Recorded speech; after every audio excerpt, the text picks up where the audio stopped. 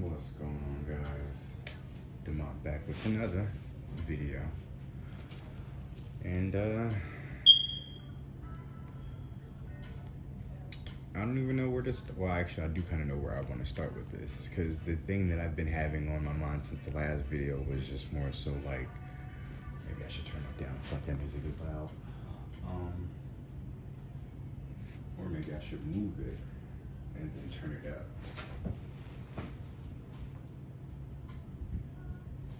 Actually, can I see it? Can I see it? Somewhat, barely.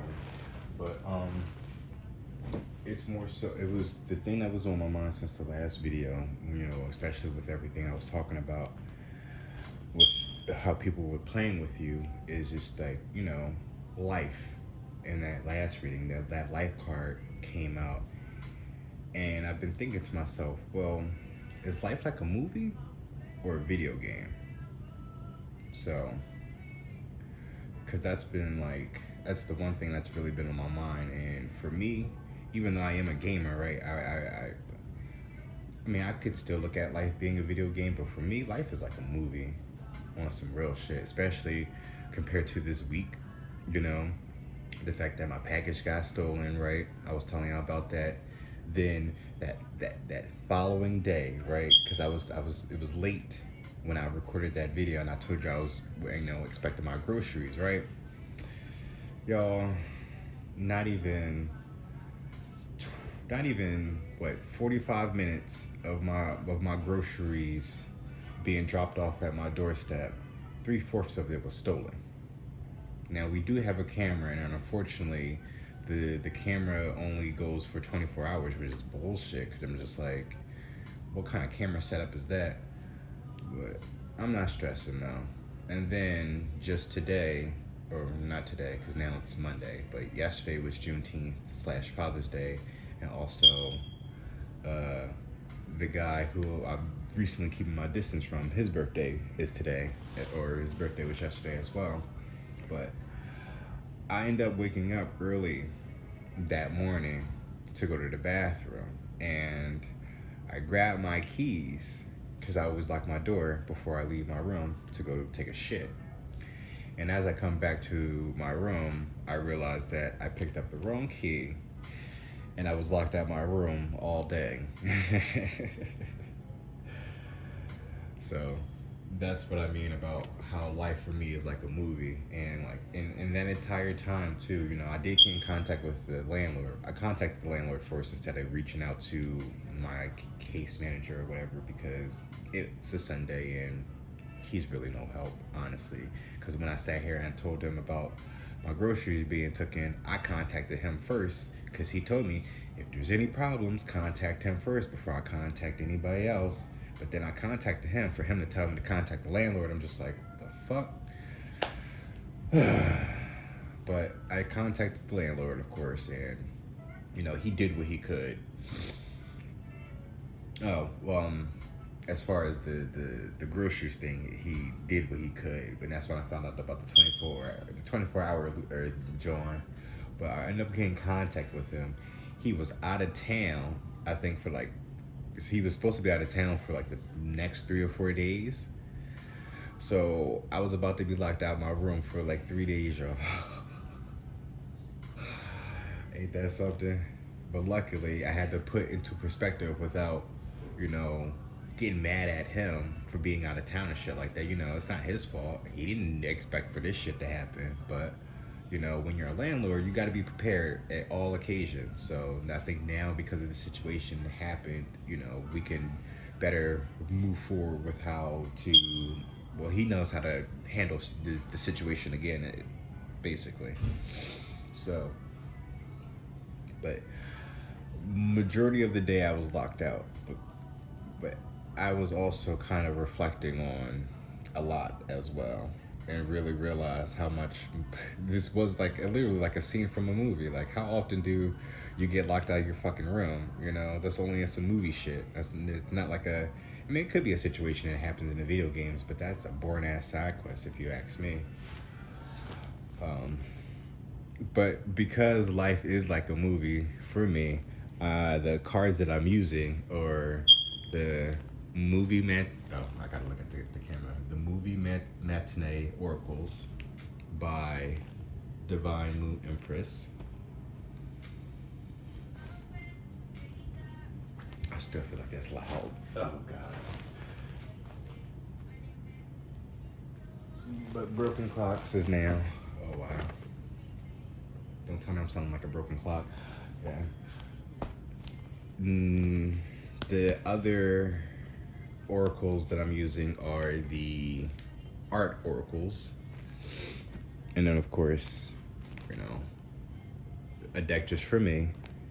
Then I have the movie tarot. I have the square tarot. And then of course, if it's not a movie or a game, then what about a show? So we have the Game of Thrones tarot. Of course, I have my rose quartz, moonstone, sapphire, and tiger's eye. But at the bottom of each deck we have, cause baby, there ain't no mountain high enough, ain't no valley low enough. Blue Stanson, remember the Titans. And you know what's so crazy? I barely remember that movie, but I do remember this scene. And when I was shuffling these cards and I showed up, I'm like, isn't this the scene where the boy kissed the bull, where he kissed the bull in the locker room? And I went up going up on YouTube to look at the clip, and lo and behold, it was it. I was like, damn! Out of everything in that movie, of course you remember the homosexual kiss.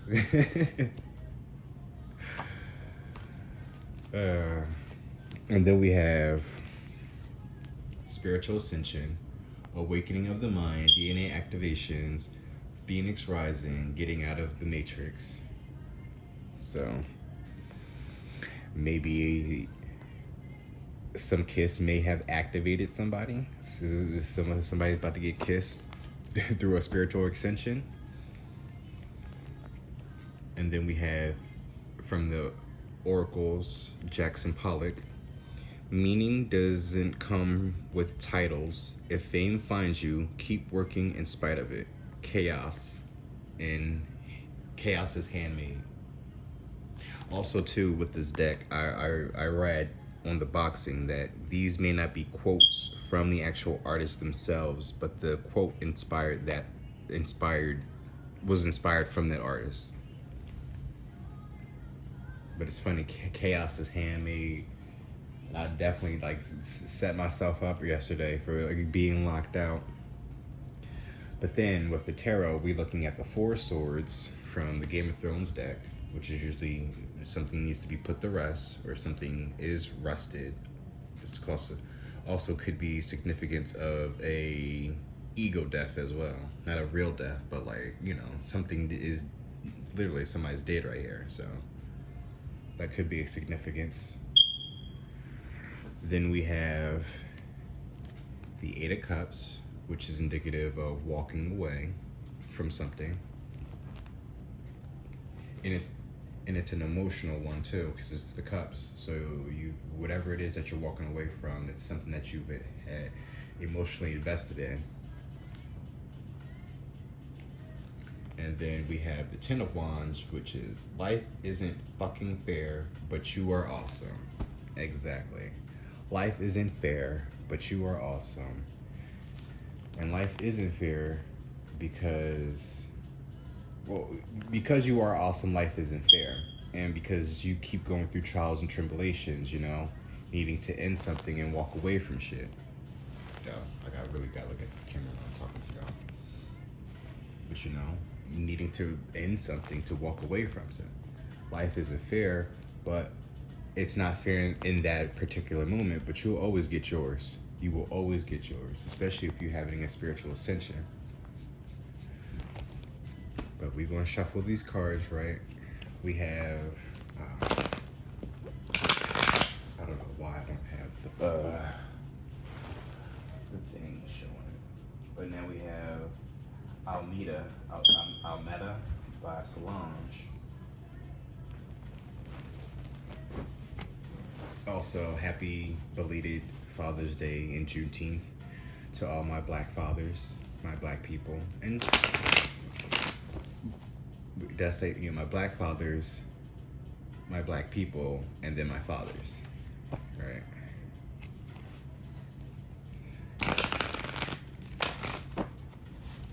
Even though I don't really give a fuck about holidays, honestly. People are all like, well, if we're giving Juneteenth, then everybody but black people should be working right now. And I'm just like, fam, it don't matter. And then when I there was a clip too that came up on Twitter that briefly explained what Juneteenth was, and I was kind of pissed off about it because it's literally like they literally was basically saying that we basically were free, but nobody was telling us we were free until white motherfuckers off a boat came to shore and basically said we was free. Ain't that some shit? That's just why we celebrate Juneteenth, because of misinformation. But we have. You win some and you lose some, but you live to fight another day. Mr. Jones, Friday. Exactly. Life is not fair, but again, you get to live to fight another day. Oh shit. I feel I'm standing in the middle of a crowded room, screaming at the top of my lungs, and no one even looks up. Rose, actually, wow. Because this is how I was feeling too today. I was just like, I'm trying to get my package. I'm explaining to them my package. Nobody's listening to me about that. Fucking groceries get stolen. Nobody's really wasn't listening to me in time to catch the footage, right? And then, well, luckily I was able to get into my room, but the fact that it almost took half the damn day, right? Actually, I should be, grateful for that, because his ass could have stayed the fuck outside the city, And then we have, you don't have the guts to be what you want to be. You need people like me so you can point your fucking fingers and say, that's the bad guy, Tony Montana, Scarface. Damn. Wait. You don't have the guts to be what you want to be. You need people like me so you can point your fucking fingers and say, that's the bad guy. Ha, shit. Basically, right? It's like,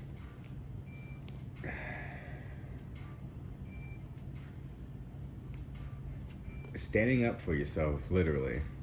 This is what I'm getting. Once again, learning how to stand up for yourself. Stand up. Never back down. But this also, of course, whenever you're being positioned into a situation, is to be more logical, be more rational, be more complex. You be the intellectual. And I know people hate when they tell you be the bigger person, but it's important that you become the bigger person. If you don't stoop to their level and you can rise above the situation, regardless of what they do to you, they will always get it worse than what you will go through. And then like this, right? You don't have the fucking guts to be what you want to be. You need people like me so you can point the fucking finger and say, that's the bad guy. And that's not really specifically to you, but this is how you feel, right? People were cowards. They'll sit here and try to finesse the situation to make you look like the bad guy, Chung Lee. But then when you want to when you want to speak up and stuff like that, try to speak your truth, you don't think that no one is even going to bat a fucking eye. No, fuck that. Life isn't fair, but you're still awesome, and you better recognize who you are. Oh, and what's at the bottom of the deck? Because I see Sister Act. Oh, and it's from the second one too at that. If you wake up in the morning and you can't think of anything but singing first, then you're supposed to be a singer girl. Exactly. Sister Mary Claire and Sister Act 2. Back in the habit. Think about that though. Like, what is the first thing that you wake up and do? That's really what you're supposed to be doing. That's your true calling. And most likely that could be your North Node as well.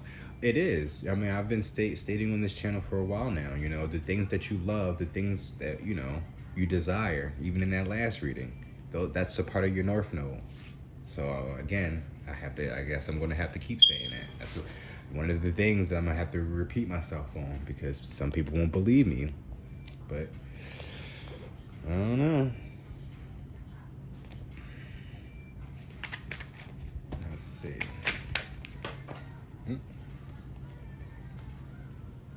It seems like that want to come up in reverse. Personal boundaries, right? Somebody's not setting personal boundaries with people, and this is why. But it says healthy choices, empowerment, direction, not dealing with. It's about time you start setting personal boundaries, standing up for yourself. People are constantly taking advantage of you because they don't like you. Wow, look at that card. Family and friends don't want me with you. I'm confused and hurt.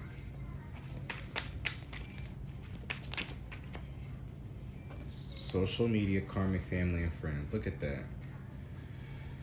I don't know who you're associated with, but they're no good for you. Black Widow, a karmic person from the past life, is hidden by the veil. Family and karmic soulmates, blood contracts, hard to break cords. But we have social media, stalking, watching, looking, Inspector Gadget, what you do and with who. Karmic family and friends, doesn't have good intentions, hidden by the veil of labels, trauma, pains, limited beliefs. Exactly. And it's crazy how I got that set up with, because, you know, even though this was like, but it don't matter, right? It's all out here. You gonna have to stand up to your family and friends, whoever you are, group of individuals. Especially when you don't feel like anyone's even paying attention to you. You might be a black sheep because they're constantly checking out your social media, overstepping their boundaries, and then trying to making you look like the bad guy. Wow, look at that. But then whenever you sit here and you put yourself out there on social media, even if you think they're not looking, put it out there, because clearly somebody's watching and looking. So whatever you're putting out there, somebody's trying to overstep their boundaries and slander your name, or not even slander your name, but give out false information about you. You know, you may be saying something that you're really speaking from the heart, and then somebody's try to basically bully you into making you change your mind about whatever it is that you feel. I'm on social media all the time. I speak or not social media. Well, yeah, social media. But I'm on Twitter all the time now. Well, yeah, social media, right? And I'm always speaking my mind regardless of how it feels. My intentions is never really to hurt anyone, right? But people are going to get offended by the things that you say. And it's up to you whether you want to, you know, backtrack or double down on what you say. But I'm always double down on what I say, because again, it's never my intentions to offend or hurt anyone. But I definitely am just informing everybody on what it is. You know? Am I right? Who knows? But it's information that could be crucial to somebody else's, you know, life or whatever. So I hate when people always just want to personally intake information and then get triggered and assume that it's about them. Girl, boy, I don't know y'all from a can of paint. Why would I sit here and personally attack you out of billions of the motherfuckers in the world, you know?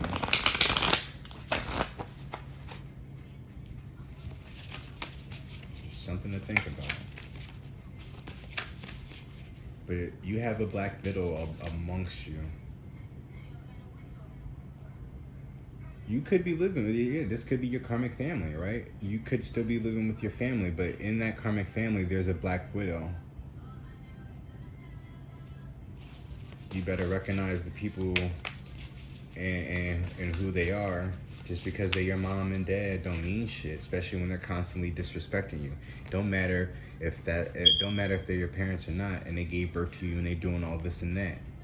There's still a level of respect regardless of age, you know. And grown-ups need to learn how to respect the youth regardless of how old the fuck they are, because at the end of the day, you know, they're older, but their bodies don't function the way that a young person does. So if an adult or if an elder wants to give base with the youth, then just know that that youth got a lot of energy to knock somebody's asses down. 10 of Wands, right? Burdens. But still, that Wands is all about fire, that passion. But again, what Pop say? You win some and you lose some, but you live to fight another day. So keep fighting. Keep pushing forward. Don't let nobody stop you, even if it kills you. Because as long as you are on your life purpose, you're only going to get stronger. They are only going to get weaker, or, you know, just you're going to get stronger, and they whatever they doing to you won't affect you any longer. William Blake. Oh wow. I don't know if I can show that. That's like nudity. But then again, I don't know. I used the Tarot, Sex and Magic and the Kama Sutra deck before, so that wouldn't matter. PYT more Modrian. Okay. Actually, I'm gonna put that at the bottom of the deck because that was kind of standing out. Yves Klein. Learn everything from nothing. Include yourself in your list of materials. Enroll in a judo class. Oh, what the fuck? Look at that. I didn't look at that card, but it stood out to me, and I said I was gonna put it at the bottom of the deck, and it's still telling you to basically kind of, you know, take action and stand up for yourself. But it's like, and that blue kind of standing out to me too. I don't know if blue could be a favorite color. Learn everything from nothing. There's always a lesson in something, even if you think it is nothing. But we have William Blake.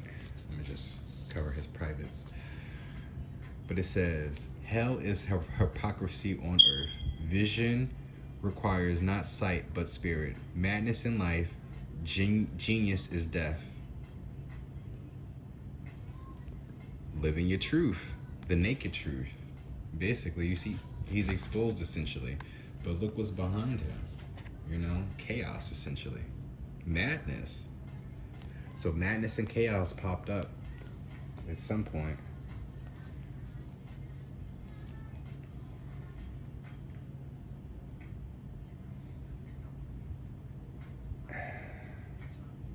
It does feel like hell. Hell is hypocrisy on earth. So if you do feel like you're living in hell right now, then it's time that you start using your vision. And again, not by your sight. What's in your soul? What's your spirit? What's your soul and spirit calling to you calling you to do, right? If, damn, now where's Sister Mary Clarence at? Oh shit, right? If you wake up in the morning and you can't think of anything but singing first, then you're supposed to be a singer, girl. So replace singing with whatever it is, what your passions is, whatever that you're instinctively doing that makes you feel good, that gives you a peace of mind, that makes you smile unconditionally, unconsciously, you know? It's a natural smile whenever you do it. Do that. PYT Modrian. Logic should come from your heart. Here we go. True simplicity takes a lot of concentration. Find utopia in a straight line. Exactly. Because I was supposed to do this reading literally like the following day of that last reading. And, even on Juneteenth, I couldn't even bring myself to doing it. And now here I am at midnight, June 20th, doing this reading. So things do take time. Simplicity takes concentration, because it's sometimes it is hard to sit still. But I will say this though. If God told you to sit the fuck still, how long are you willing to sit still for? Right? Because he'd be like, sit still. And you'd be like, what? He'd be like, I'm telling you to sit still. But like, I got a job, I got bills, I got this. Okay, but I'm telling you to sit the fuck still. Are you gonna do it? And then for how long?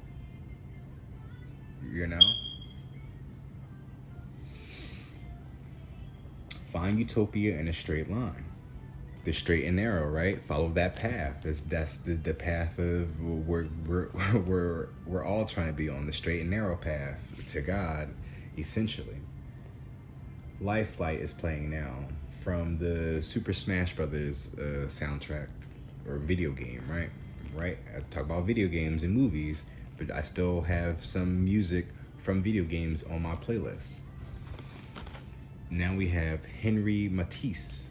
Unleash the beast within. Productivity, even in pajamas. Sketch boldly and paint with a big stick. I don't know. Like, this seems like it's self-explanatory, y'all. Do what you love. Love what you do. Take the time out. No excuses. You see? Like, I'm on my bed right now. Junky as shit. You see my controller, or you see my watch, all these cables and shit. Like, it's a mess over here. But, I still have to do what I have to do to get to where I need to go, regardless. My room is a hot-ass fucking mess right now, but chaos. What was it? What was something about the chaos? Oh, that was that was earlier. But it's still madness. Madness in life.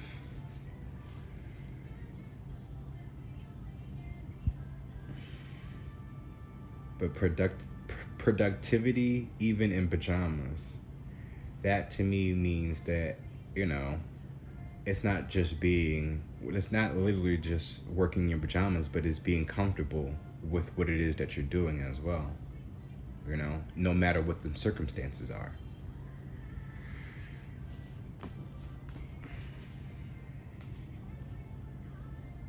Four swords, something needs to be put to rest. Life isn't fair, but you are awesome now. Remember that. And you have the strength to walk away from it. Wheel of Fortune, because it's time.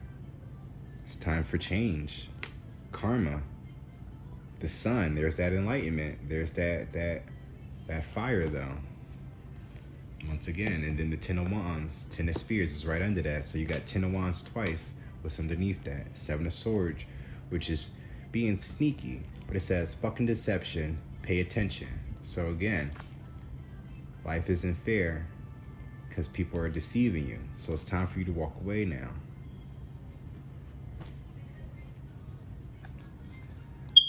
Even if no matter if it's your family or not, I think you've grown too accustomed to that label, family. But if your family is making you feel like shit, you have to get out. And I know that it's easier said than done, but let me tell you something. Rip that fucking Band-Aid off. Rip the fucking Band-Aid off. Take whatever it is that's important to you.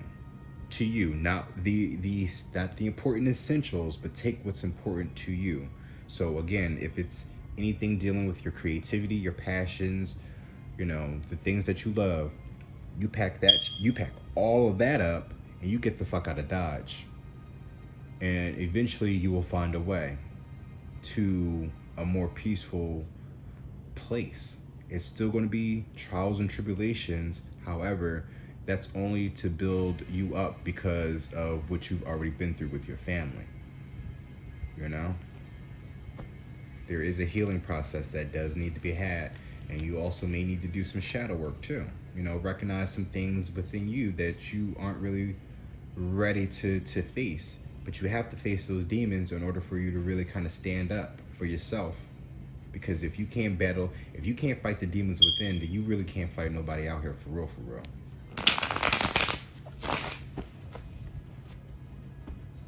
Just as, something to think about.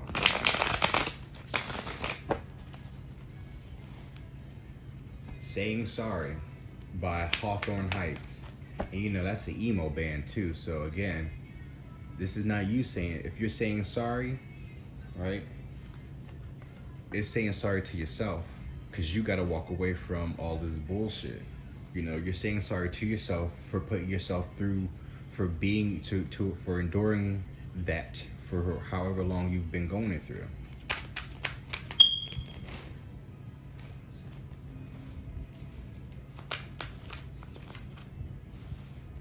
Ten of Swords, that's the end. But again, traitor, somebody turned their backs on you. If you remember the show, this is literally that moment. Well, this is the scene from when the Night's Watch literally stabbed John. They all turned their backs on him, called him the traitor, when he was only trying to help, doing whatever he could for his brothers, which was essentially his family, right? He abandoned his real family to be a part of the Night's Watch, and then because he broke certain rules in that brotherhood, they deemed him a traitor and killed him. But luckily, right? And that wasn't fair too. Remember how we all felt if we watched Game of Thrones in that manner. Like, that's not fair. Like, what? But luckily, they brought his ass back. But it's funny how we say deception, but Seven of Swords is right there. Pay a fucking attention though. There's somebody's deceiving you and they're a traitor. If they don't already see you as the traitor. Seems like these cards want to come up in reverse. Should I pull one more? What's at the bottom of the deck? Page of Swords. Right? The Pages is all about being a student, so you're learning again. Learning how to be creative. That's what it is. You got to learn how to be creative in your Great Escape. Especially, if you're an artist, you're naturally a creator. Page of Swords. Wow, so somebody's spying on you. Oh shit. Queen of Wands. Maybe this fire sign. Crazy. Fucking crazy, right? So saying sorry just ended, and I said that somebody's spying on you, right? So the next song that's playing right now is Watching You by Slave. So somebody's literally watching you. Maybe this queen is, and it's funny because, right, wow, I think this was the same scene with Khaleesi and the Sons of the Harpies. I literally think this is the same scenes, and they tried to attack her. But I still think that in reality, though, or at least in your reality, or at least I'll put it like this, in your story, this Queen of Wands is the Black Widow, and she's got people spying on you. Traitor, right?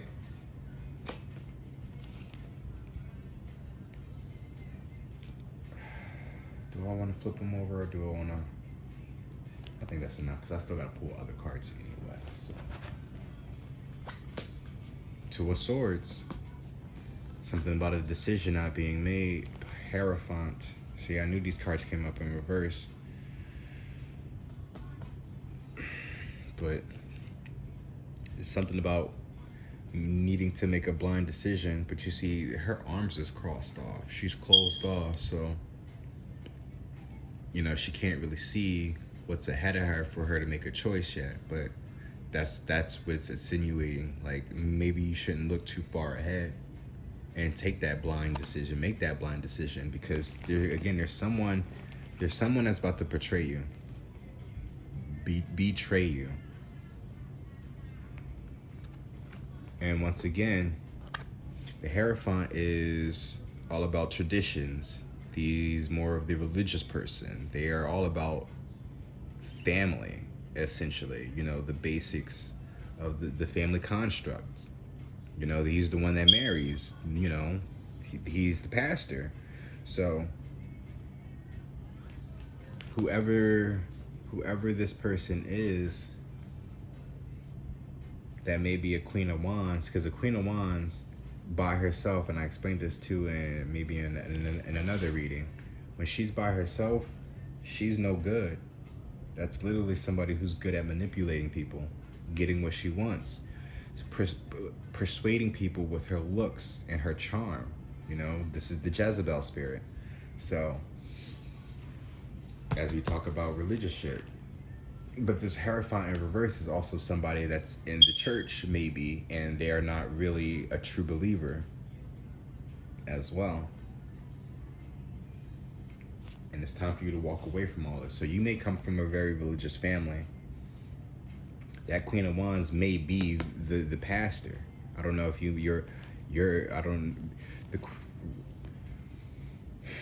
I'm not able to pick up yet if this is a man or a woman. However, though, based off of my experience, if we're looking at it, you know, my grandma was a pastor, you know, so maybe somebody close to you who is a feminine, who is a woman, may be a pastor. Your parents may be a pastor, or the legal guardians that you're with may be pastors or whatever, or part of a church of the sorts. And I think the things that you're doing doesn't sit right with them. So they're probably got people trying to sabotage what it is that you're doing because they don't deem it right. But you get back up and you keep fighting, you keep pushing forward, because again, that's your calling. And the reason why that is happening, again, like I said, is to build you up. So if you really want it, you're going to have to fight for it. If you really love this, you're going to have to fight for it. Even if it means bringing it into somebody else. I'm not saying through death, but if people want to constantly get in the way of your faith, your fate, right? Then you'll find a way. You're a creator, right? You're an artist. Get creative. Life isn't fair, but you are fucking awesome. Remember that. That's why they do the things they do, because they jealous of you.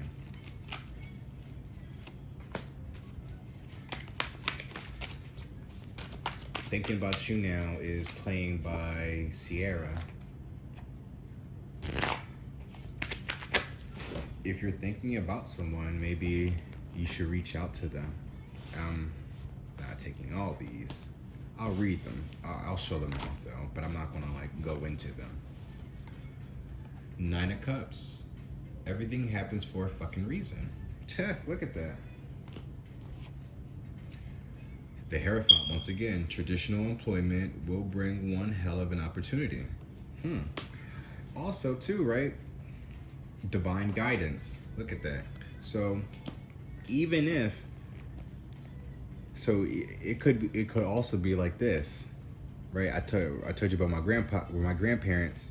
Even my grandpa. Well, yeah, my grandparents were pastors, but my grandma passed just last year on my birthday. So even during her being sick and stuff like that, they of course closed the church down and fucking sold it, which was stupid. Because I mean, it's the house of God. Why would you sit there and sell it to some people? Like, we keep that in the family, and then we just, you know, you learn. But you know, it's not. I'm not the man of the family. So, Page of Wands once again. Kick failure in the ass and try it. Look at that. Look the fuck at that. So, oh right. So, right. So you may be in a religious family, but whatever your calling is may not be traditionally in the church. Like, you still, whatever it is that you're still in, you're a firm believer in God, but whatever it is that your family is doing, it doesn't align with who you are as an individual. And that's why it's really necessary for you to grab your essentials, Again, I'm not talking about well, you may need money, but I'm not talking about like grab a bunch of clothes and all this other shit, personal things. Grab the important things, the career builders in your life.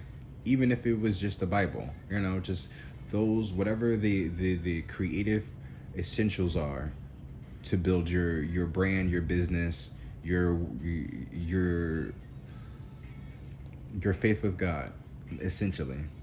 Whatever it is that's going to help build you, you take those with you and get out, because whether it's them or you, somebody's a traitor and they're coming for you, bro or sis, because they don't really truly believe in God and they think they do. And what was at the bottom of the deck? Queen of Pentacles. If you want instant wealth, cash in your swear jar. Exactly, right? Like I said, it's going to take some time. You're going to go through trials and tribulations. However, you'll get all your riches because it was worth it. And then once you get to that position, then you'll be able to choose whether or not you want to bring your family back into your life. But honestly, we they tell us to forgive, but never forget what they put you through. And just because you've forgiven them don't mean you have to accept them back into your life, even if they are your family.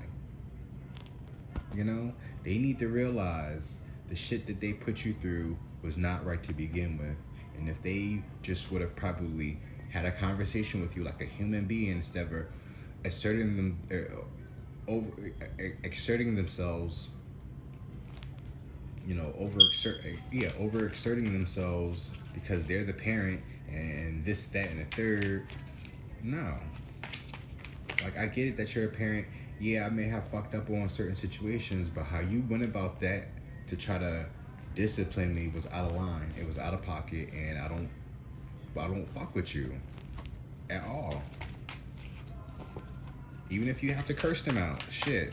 Like, okay, you swear, and they curse in the Bible somewhat, but I don't think that's a big deal. Shit.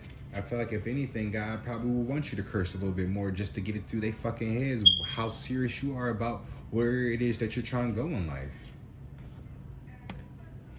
If they don't want to hear it, that's on them. God is all about listening, right? Listening and understanding. That's what we're all supposed to be doing, listening and understanding one another. But if motherfuckers don't want to listen to you and understand what you're doing, even though they don't think that it's of God, but yet God is calling you to do that, right? If it's not if the communication isn't there, they're not willing to listen, it's nothing you can do. You said what you could. Now move on. You relayed your message. Now it's time to move on to elsewhere to relay more messages, because you are working for God now. Sparks is now playing by Hillary Duff. I'm not taking all those.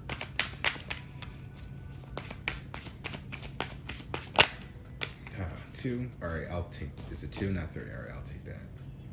At the bottom of the deck, the Emperor. Use logic instead of following shitty advice. Look at that, right? Use logic. Whatever makes sense to you. Take everything what I say with a grain of salt as well. I may be on some things, I may be off on certain things, depending on whoever it is that I'm talking to. However, right, that card is on some shit though. So, and what did it say at the bottom? Goals. Look at that. Get to your goals. What's underneath that? Because this is still red. So we have two major arcanas in the star. Your dreams are being fulfilled, you lucky bastard. Optimism. Right? They speaking to me. They speaking to you. Listen to the cards if you can't listen to me. If you refuse to listen to me, right? Nine of Wands. And the Moon. Deja vu. Your habit of attracting shit is back. Look at that. Hierophant. Also, the Emperor is all about being a leader. And the Emperor and the Hierophant, the Emperor The emperor is more of an authoritative figure, so he's more like an actual biological father, while the Hierophant is a father in the more religious sense, you know, father of God. However, right, it's still being a leader nonetheless, whether it's being a man, a man or a woman for yourself, or being the man or a woman for God. You know, regardless of that's the emperor, even though that's masculine energy, you know, that's still, we all possess masculine and feminine energy, so it's relevant to anybody. So don't get caught up on the gender of the cards. The moon, something smells like shit. Pay attention to your intuition. Something, look at that. Hierophant in reverse. You call bullshit to this religious, to that religious construct that your family is trying to uphold. Your habit of attracting shit is back. So something smells like shit. Wow, we got shit in here twice. And I don't know why I pulled these over first when I was supposed to be looking at these. I'm sorry though. Page of Cups and the Two of Swords in reverse. You are going to receive a pleasant and unexpected fucking surprise.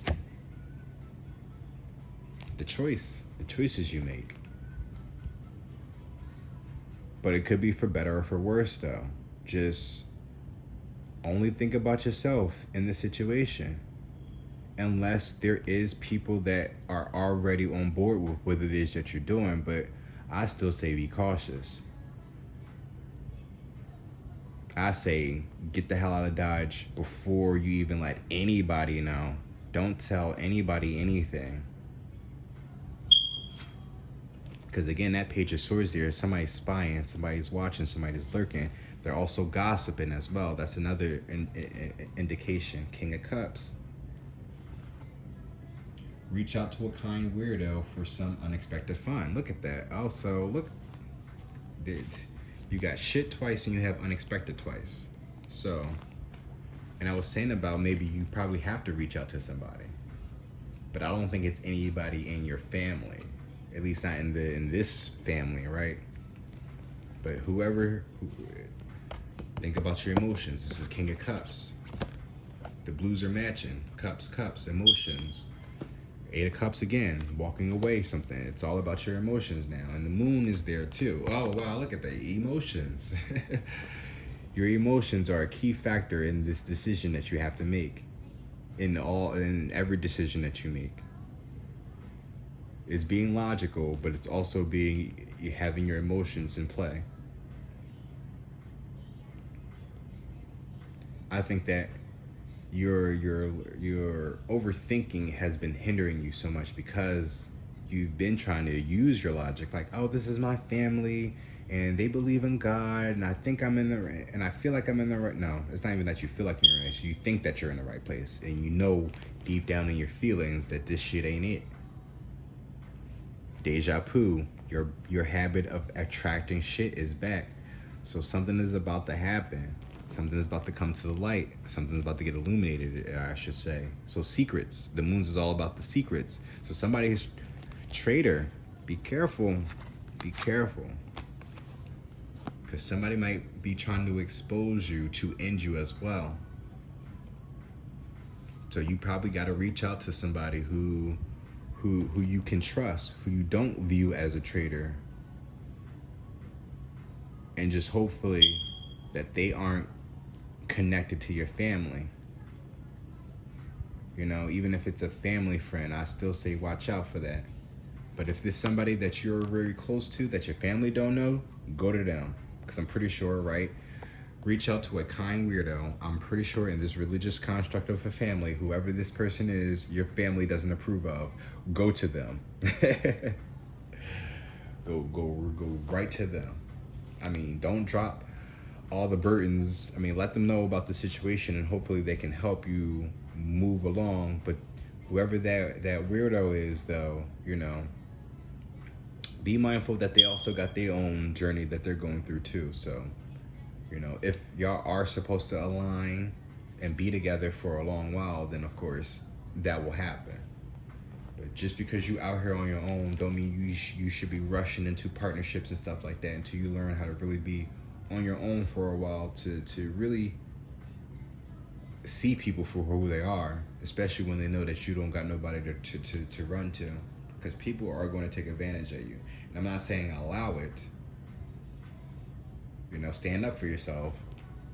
Definitely stand up for yourself. Learn to fight and stuff like that. Didn't it say one of the things, right? Enroll in judo classes. So you going to learn how to fight. This is basically another thing that these cards are suggesting. Because people, you might be a pushover to the fact that you might overreact and want to put your hands on somebody, but I don't think that you have the right mind to really kind of stand up in that manner just yet for somebody. So if you can get yourself into, I mean, it doesn't necessarily mean go into enroll yourself to a judo class. However, it's about time you teach yourself. Google, not Google, YouTube, you know, techniques and shit. Teach yourself. You can be a teacher as well. This is a religious teacher, but he's in reverse. So that means, you know, whoever this person is, he's very untraditional. He's not your traditional pastor. He's not your traditional priest. And as I'm speaking to you, right, and I told y'all about my family, this right here is against their religion, apparently. This is the devil. This is the devil's work, apparently. But yet I was called to do this by God, ironically. And even during this, I'm getting this idea of wanting to become a pastor, essentially. I mean, I do mention God a lot. And I do feel like as a man, being a reader, you know, I should be more so on a religious aspect and try to guide people and understand the communication of God. Because I mean, he speaks in so many different languages and methods and techniques that, like, it's crazy, you know.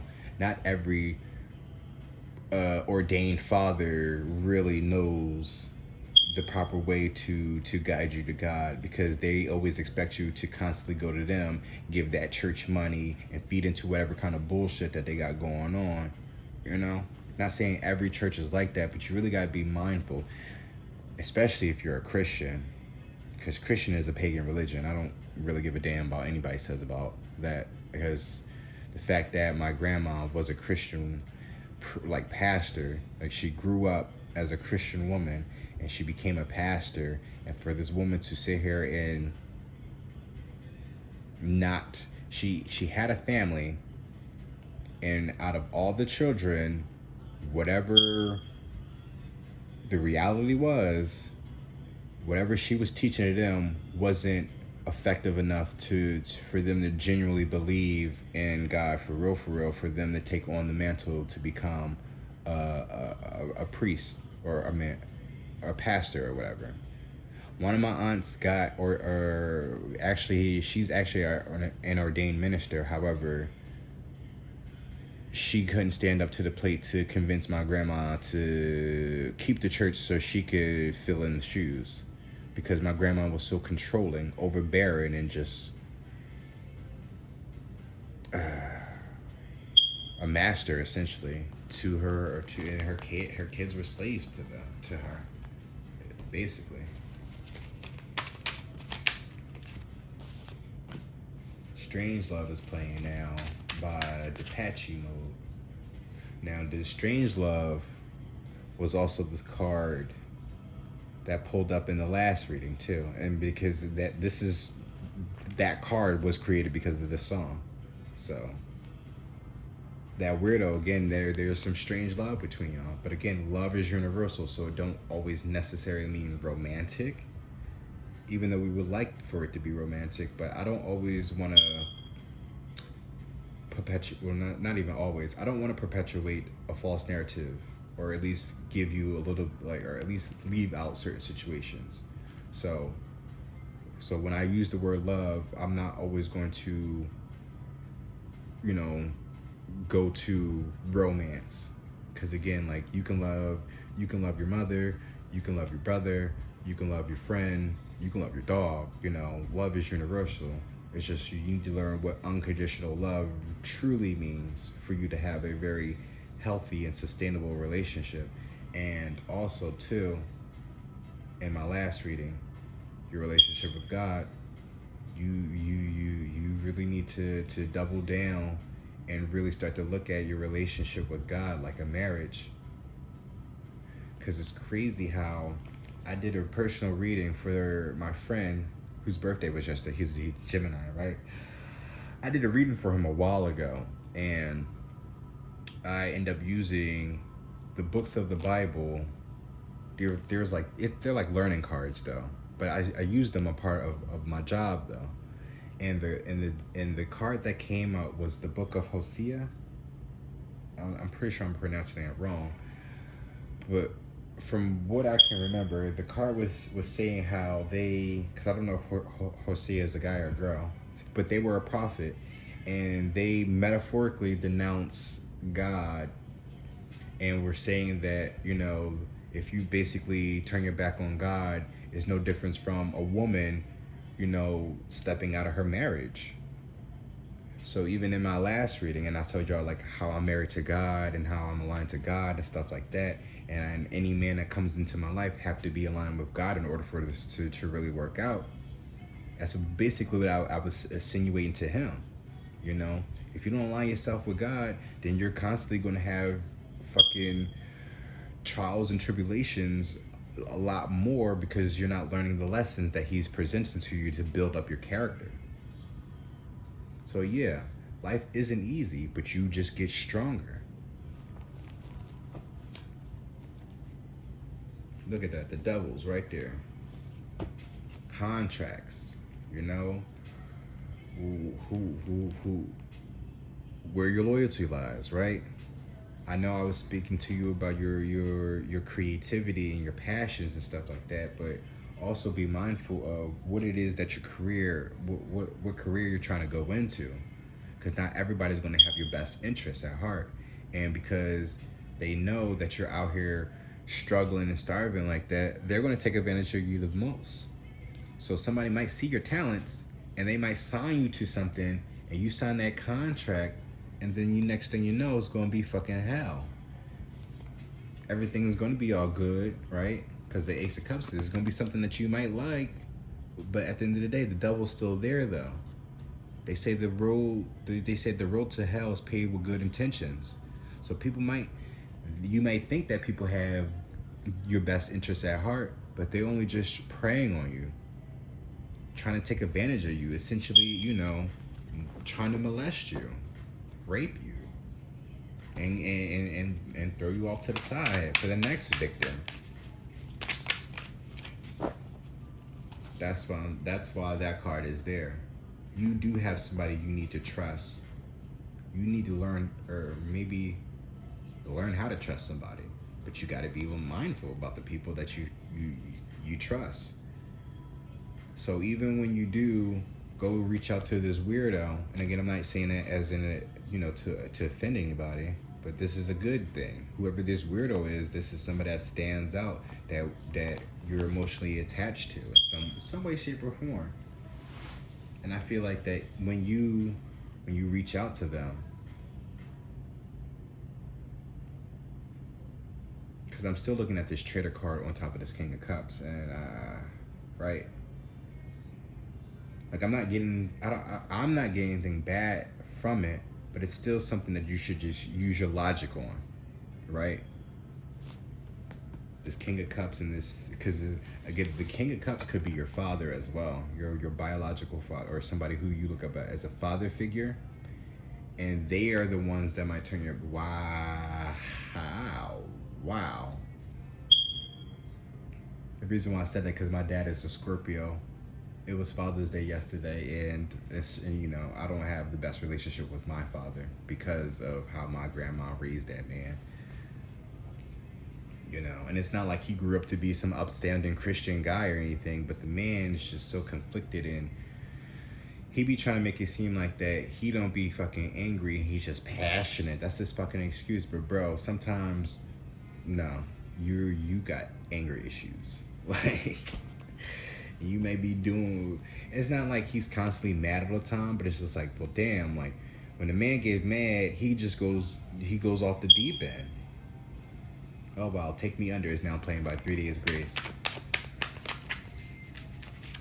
Like you may think that the good outweighs the bad, but when that bad, bro, it gets fucking bad, and it's just like, whew.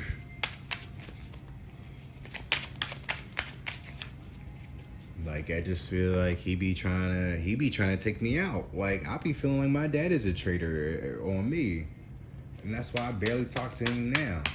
The fact that he literally had to get my cousin to call my sister to call me is that should be a clear indication of like boundaries, personal boundaries. See, and it came up in reverse. Somebody's not trying to respect your personal boundaries at that. Like they're not, and again, the emperor is there, so that could be a father figure as well. So you could have the same. You could be in the same boat as me, and you got daddy problems, daddy issues. However, right, because this is also the same man that tried to give me advice, right, using logic and giving me advice on things. But whenever I took his advice, it was some shitty ass advice because I would always get back into some shit. Oh wow. Something smells like shit, pay attention to your intuition. So even if you've already excommunicated your family or a family member, keep those boundaries up.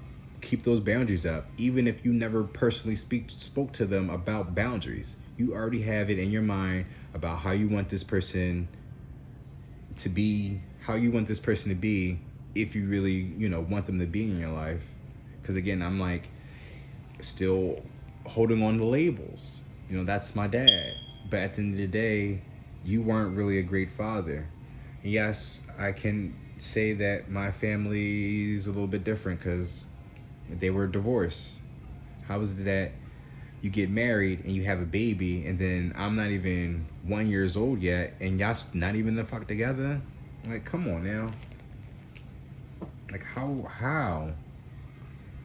And for the longest time,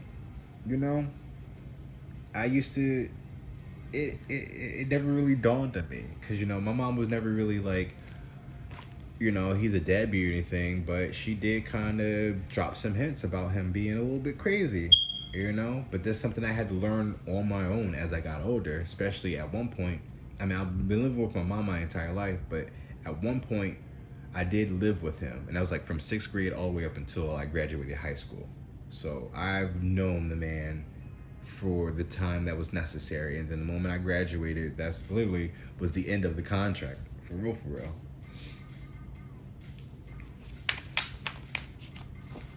That man, I remember I got my first job at Burger King, right?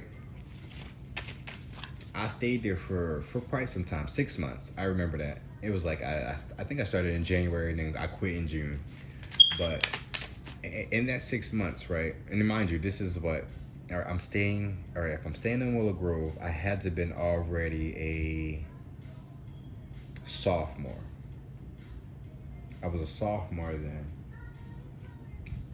So he was telling me, well, I ended up quitting my job, right? I stayed at the job for 6 months and I quit. When I told him I quit, he flipped his shit. Like, you would have thought that I spit in my boss's face and told him to suck my dick. All I said was I quit, because I don't take disrespect.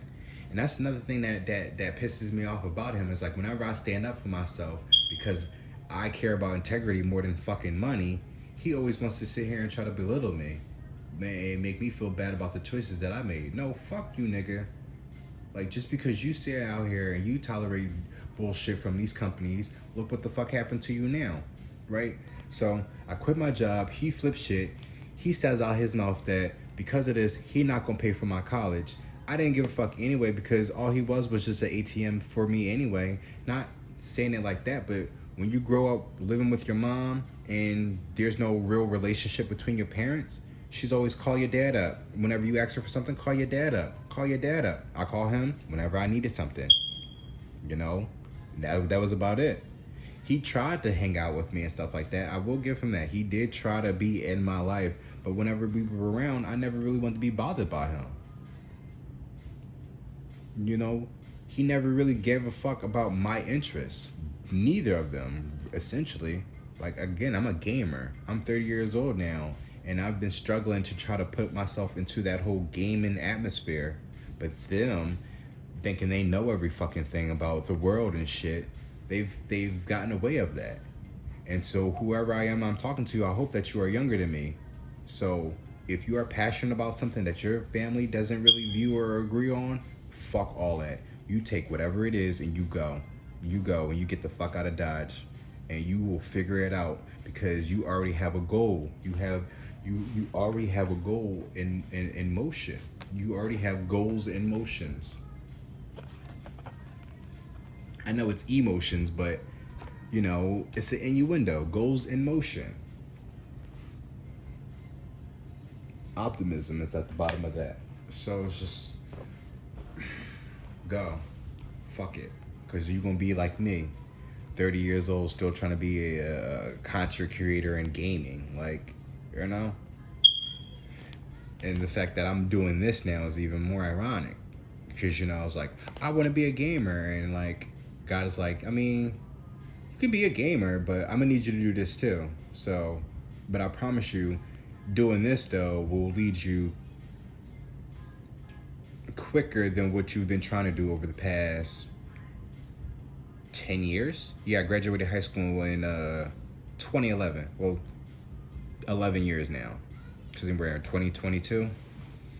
So yeah, I graduated high school. When I graduated high school, I was looking for jobs, but they wasn't really coming around. However, I was on Twitch. I did find a group of people that I was cool with, and if I would have stuck with them, we could have, you know, made a living off of being on Twitch. But our parents was all like, you need to grow up and be a part of society and blah, blah, blah, blah, blah. And you listen to them and it's just like miserable as fuck, because they're miserable as fuck. And it's just like, you don't want to end up like us. So take my advice now. Get your shit and get the fuck out, and you'll figure it out along the way. As long as you got somebody, one person you can trust, that's fine. And even if it's a temporary thing, it at least you got out of your family's house and you know you're not turning back. So expect the worst, but always just, you know, don't be so gullible. Not everybody is to be trusted anyway, and you need to learn how to set boundaries as well. Point blank and simple. So you leaving out that house is you standing up for yourself, and then whoever comes into your space, set boundaries and mean what the fuck you say. And if they overstep your boundaries because they wanna test your gangster, then you set their ass straight. If you can't do that, then you again walk away. It's just as simple. Be a bigger person. And if you can't level with them, then walk away.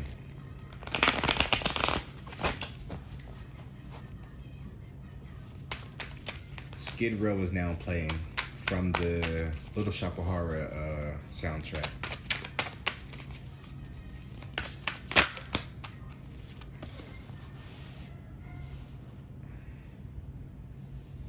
You fucking serious? You fucking serious, right? Double confirmation is a King of Cups. This is, I feel like that's Bill Murray. It looks like Bill Murray. But why do I feel like, do I have the book?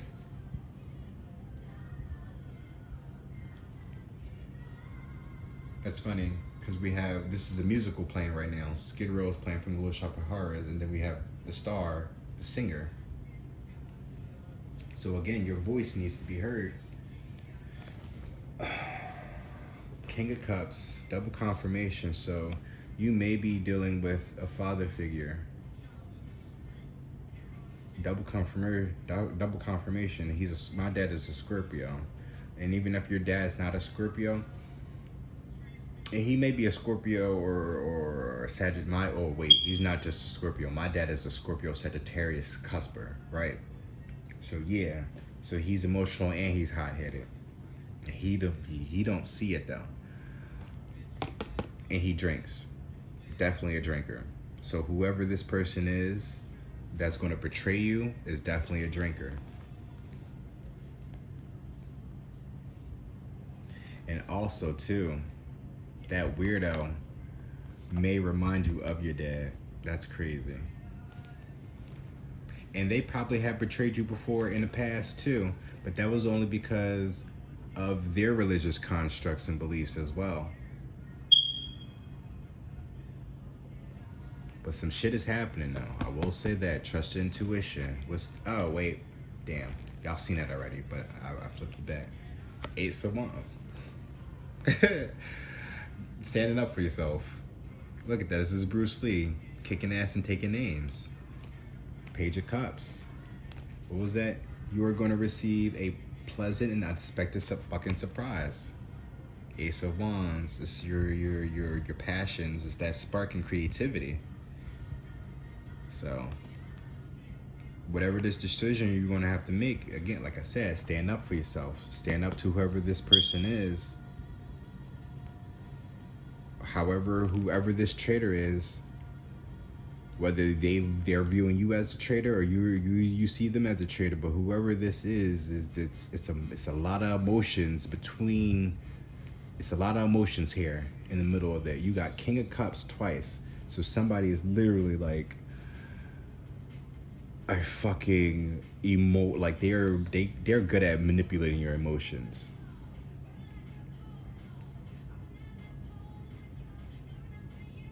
And also too, with the situation with my father, because I look like him too, I really feel like it could be some jealousy going on as well, right?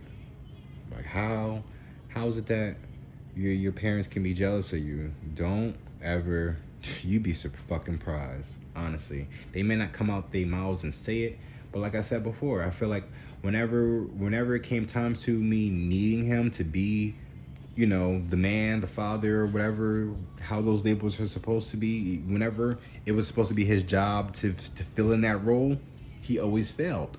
He always turned his back on me. He always became the traitor. You know, always. So, and I just feel like it has everything with how he was raised and his religious constructs with his family and shit. The shit that he been through with his mom. The issues that he had with his mom that he never resolved. Even still to this day, he never really resolved. Which is very frustrating. Because even during my situations with my mom, and I'm trying to tell him about whatever is going on, at least giving him my side of the story, because I don't ever reach out to him. So whenever the case of the matter or whatever problems happened, my mom would always go to him. Because she'd be all hysterical, cynical, thinking the worst of everything, and just, you know, not allowing me to be the man that I'm supposed to be, you know? At least allowing me to become my own man, since she don't want to have a fucking man around to raise me. You know? It was me and my sister. My sister got taken care of by my mom, my dad, and her dad. Her dad may not have been fully active in her life, but he was always there for her when she needed him. Or at least he did the best that he could. The man is able to financially take care of her, basically. He was already married, I know, but that was his fault. He lied to my mom, you know, basically cheating on his wife with my mom, and ended up getting my mom pregnant with my sister. So most likely after all of that betrayal and shit, you know, had to take responsibility and take care of his child, regardless of him being married and already having other kids and shit like that. Like, he still was there for my sister, regardless. And then even when her dad wasn't active, like present in her life, my dad was there. Shit, my dad was there for her more than he was for me. But she don't want to see that though. Me and my sister are 4 years apart, so whatever experience they had when she was younger and my parents were together, like, she experienced that, you know. I didn't. I got the after fact of everything. I was always the afterthought, believe it or not, even to my own father. And I'm his only child, but he still looks at my sister as his child. So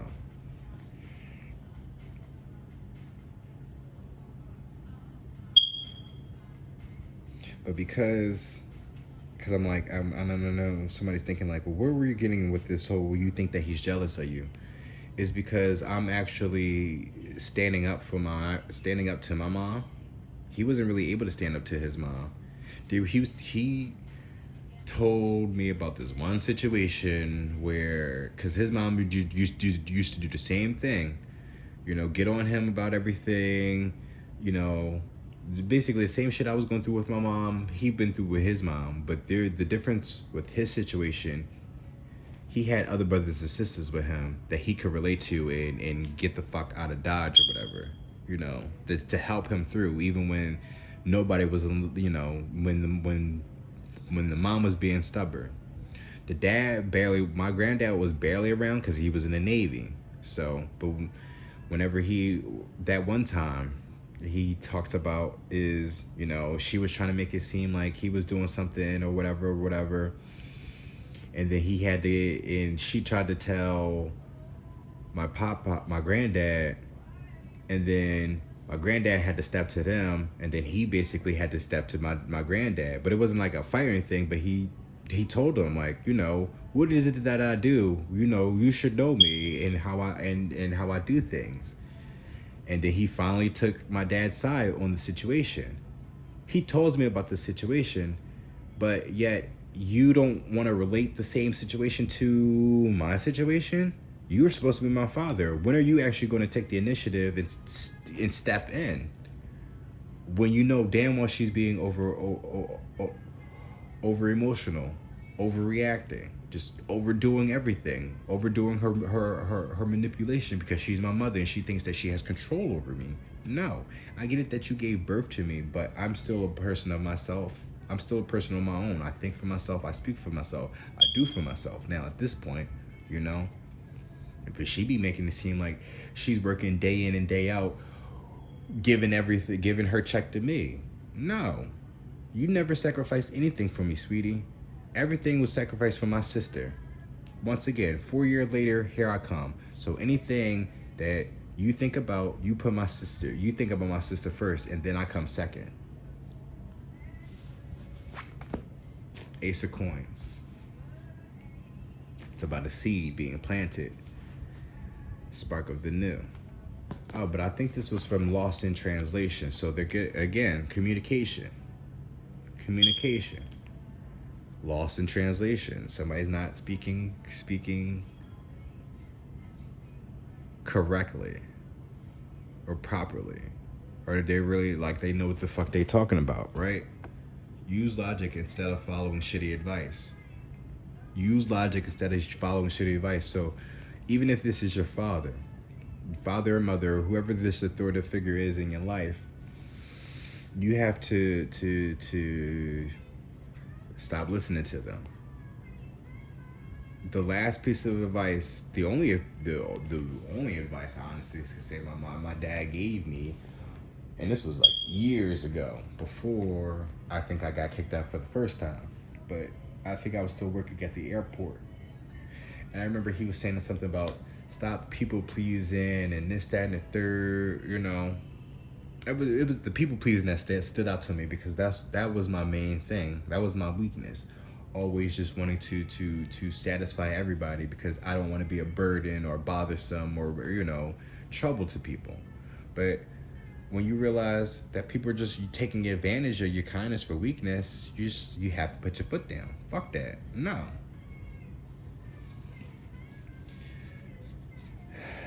But the Ace of Coins is starting your own business, planting your own, planting your own seeds somewhere else. The Hierophant is there in reverse, so I still feel like it's still building on your faith, your secrets. Nine of Wands is the wounded warrior too at that. So you're hurt. There's pain and secrets, and it's time that you learn how to transmute that, transform that hurt.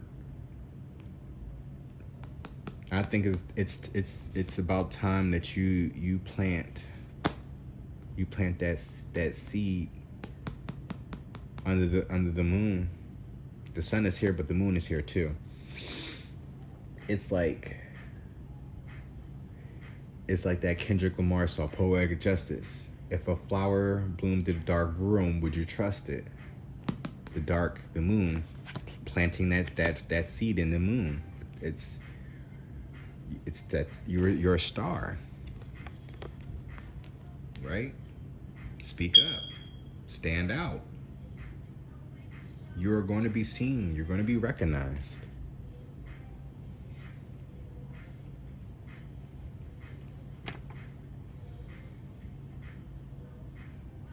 And it don't matter what it is. I just put your faith in God. Continue communicating with Him. Oh, I'm sorry. There's the only two. The second advice He gave me was, and it's the only one He still kind of tells me to this day. Communicate with your Heavenly Father. That's all I do. I talk to Him more than I talk to my own biological father, because listening to God has led me to the right places. Little by little, you know? Because again, everything's still going to be tests. He's still going to test you. He's not going to be like, okay, well, you done this, now while out. Because at the end of the day, there's a commitment. You got to constantly keep talking to Him. You know, if he sat here and he, you know, got you out of your family's grip, you know, you thank Him and you appreciate Him, but that don't mean you stop talking to Him just because you got out of Dodge. Now it's just like you still gotta continue talking to Him, because like, what's your next step? Yeah, you can think about that shit on your own, but it's better if you communicate with Him so He can alleviate your mind to really focus on what's important. And again, it doesn't even have to be in a traditional prayer style type of way. As long as you can sit down and you can acknowledge whoever it is that you're talking to is God, you know, meditate or just breathe. Well, breathing is meditation. Just breathe. Just sit still and breathe. And it will come to you. Even if you have a notebook beside you. You know, just take that time to just do those deep breaths, take in the air and the atmosphere, and let your mind go. As soon as you feel like you've done that enough, then you pick up the notebook and you just let your mind go again, and you just gonna start writing the things that you feel like you need to, you know, attend to. But it's definitely telling you to stand up for yourself.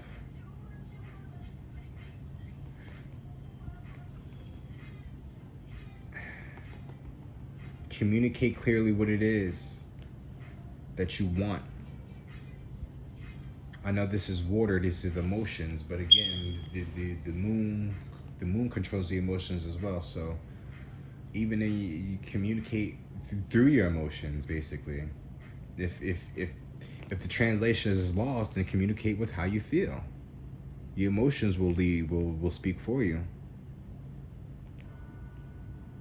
And then, you know, after all that pain, those secrets and stuff like that, you go and plant and you grow. And whatever manifests will manifest. If there's something that they don't want being put out there eventually, then that's on them. Hopefully, you know, you can come at some point to have a conversation with them and talk about things. But if you can't, that's their fault. They should have treated you better. If they didn't want the world to see them as a bad person, they should have thought about that before they basically fucked with you.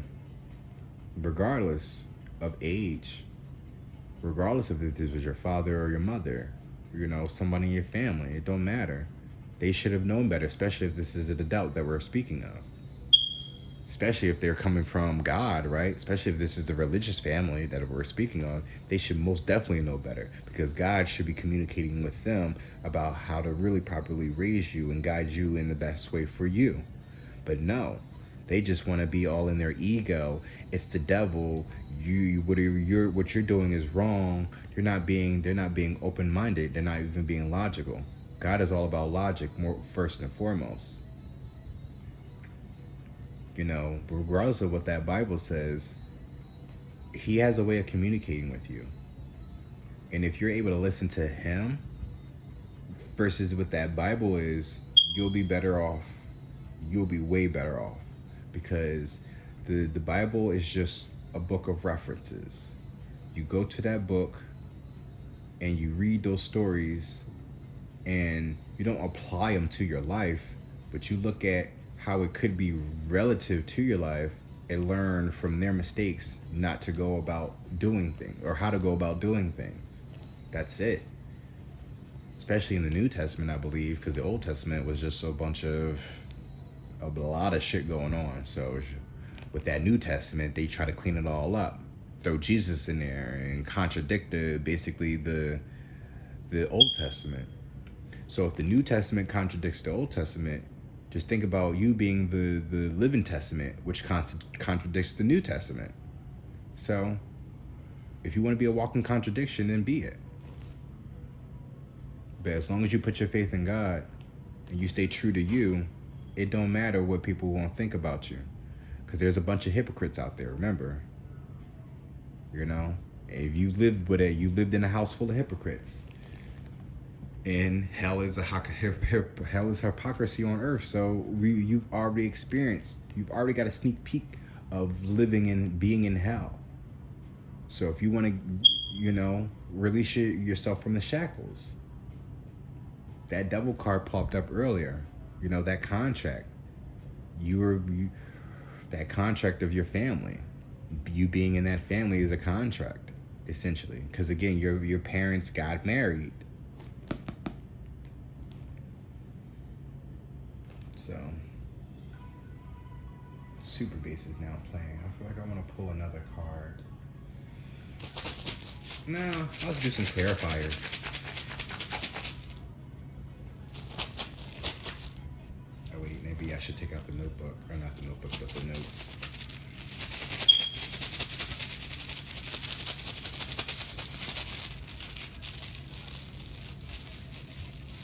That's the kind of dude that I'm looking for. And y'all should get slapped if you're looking home. So we have the 43, 16, and 52.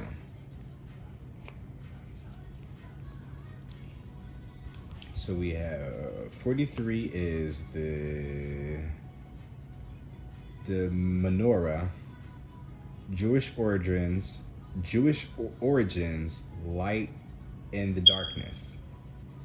So here I was, as we was talking about religion this entire time. Look at you. So you most likely are Jewish, or you have some type of Jewish backgrounds.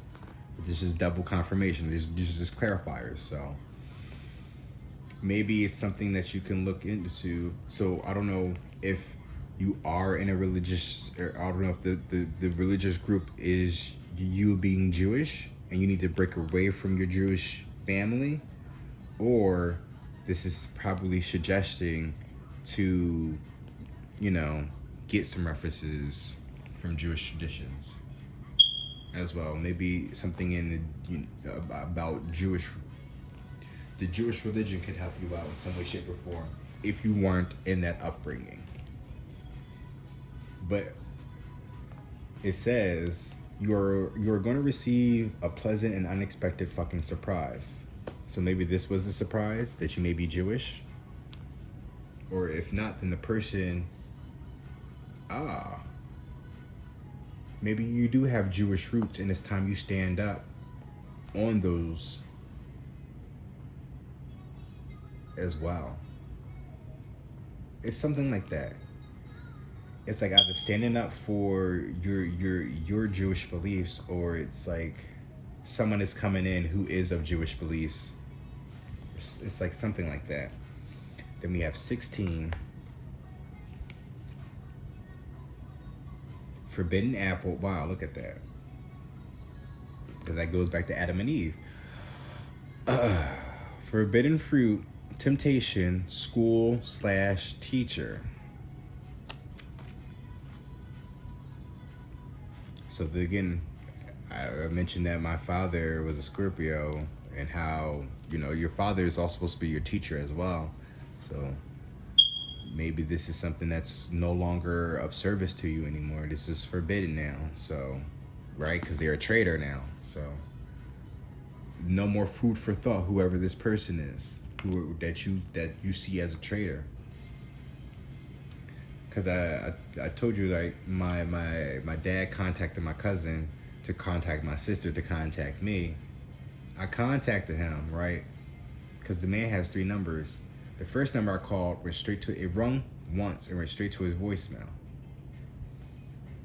Called his other number, it rang, but there was no proper mailbox set up. And then the third one I think was off. So, and then she texted me. Well, actually, she texted me again and asked me did I talk to him. And then I made the calls, and then I texted her. I tried and he didn't pick up. So, you know, and then again, that's not trying to me being petty. It's really keeping my boundaries for real. Like, he ain't gonna talk about nothing. I get it that you're trying to check up on me, but why are you checking up on me? I get it. I'm his son, so of course. However, it's just, I don't know. We've never really had like a solid. It was never really solid with us. I have to really communicate with him. I mean, there's been points in time where we had conversations, but that was just because I had no choice but to talk to him. Because he wanted to spend time, and it's just like, well, I'm just here, so like I shouldn't be rude, and, you know, do the best that I can to make the best of the situation, because this is my father. But it's just, you don't have to put up with that. You don't got to deal with that. If there's somebody that you look at as a traitor who turned their backs on you when they were supposed to be there for you, don't subscribe to them no longer. Do not subscribe to them any longer. 54.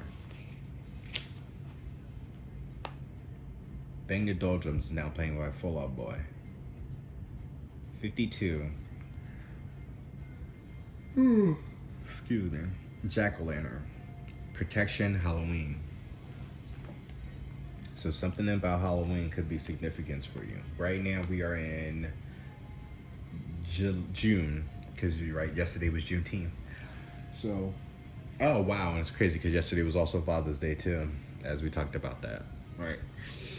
But and Halloween is close to my mom's birthday too. That's Scorpio season as well.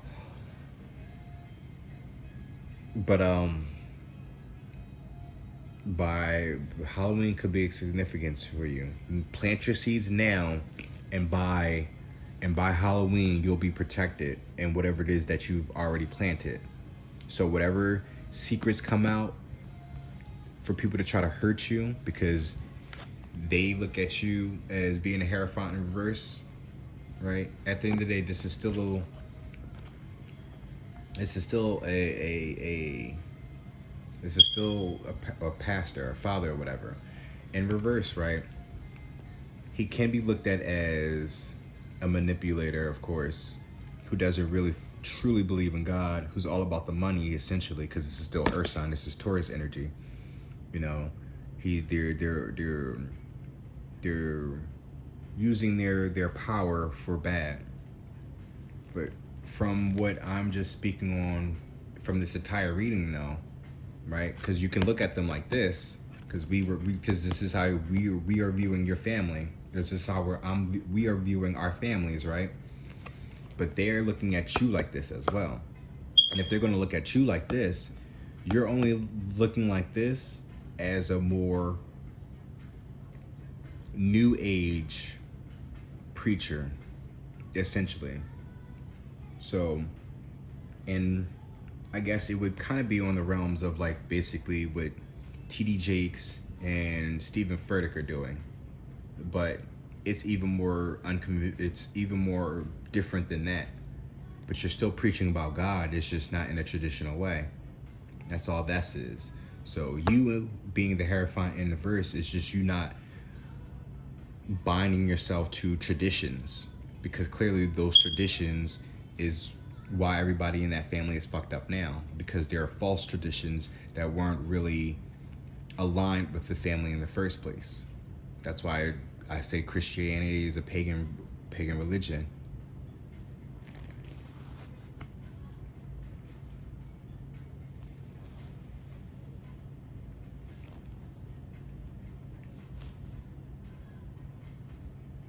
I just feel like I don't know. I'm like, I feel like there's something else. I'm like,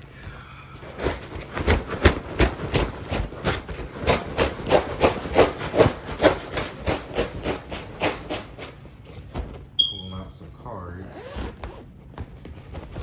I know I can't really show y'all that I'm not looking, but maybe if I put, because that's still not gonna make a difference. Because I'm closer to the camera, so you can't, so you know I'm not looking in the bag. Okay. These are flipped. Oh, okay, these are flipped for the most part. But clown. Ooh. Alturas Indian Rancheria. So, ooh, wow. Oh, wow. So like I've said about your family being if they're Hierophants in the verse, because that tradition or that tradition wasn't really aligned with your family to begin with, and how it's pagan. Even if it's from a Jewish background, right? Not saying that the Jewish religion is pagan, but for whoever this person may or may not be, that also could be a thing. So whatever kind of Jewish traditions that they were instilling upon you may not really be aligned with you as well. For some of you, just take your story, pick and choose whatever resonates with you, is what most readers would say. And the reason why I'm also saying that, because this popped up. So you may be an actual native here in America, like the original people on this land. So look into your family background, check out your history. But you have clown here.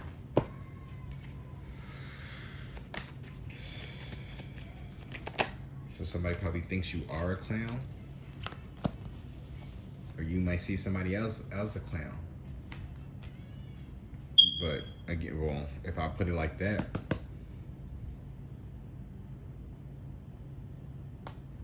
oh wow, all right, we'll set it like we'll keep it like that. So again, whoever this person is a clown. I don't know. Again, if it could be a father figure or somebody who's in the place of your father. Jet Set Radio, right? This is going against traditions, literally standing up against the man and society, for real, being the outsider, the outcast. This is a video game, for all my gamers out there. And if you're not a gamer, but Google YouTube Jet Set Radio, or even YouTube it. I meant YouTube. I said YouTube. I'm working on my speech, guys. I promise. But Jet Set Radio, maybe you should Google it just to read up on the description of it. from what I can summarize, because it's basically about a group of misfits skating around Japan and vandalizing property. That's basically what the video game was about. But it also had very eccentric music. It was super colorful, and the characters were, well, actually I should put, the characters were eccentric. The music was very eclectic, and the visuals were very vibrant as well. But it's standing up in this society, standing out in this society, and making a name for yourself, making yourself be known. New York. Either you live in New York, or maybe New York is your destination. And this is the state, not the city. So anywhere in New York could be your destination. And look, Scorpio's right there. Are these all? Maybe I should. Oh wow, and I didn't mean to put it right there, but yeah, you could be dealing with a fucking Scorpio. If not, then it's something. It's something about the emotions. My mom is a Scorpio and my dad is a Scorpio, and the motherfuckers are emotional manipulators. I will say that. Them two are emotional manipulators.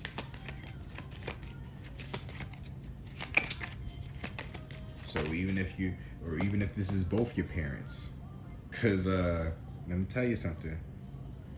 As I stated before about how that Emperor card was there, and the Emperor is usually indicative of the father figure, right?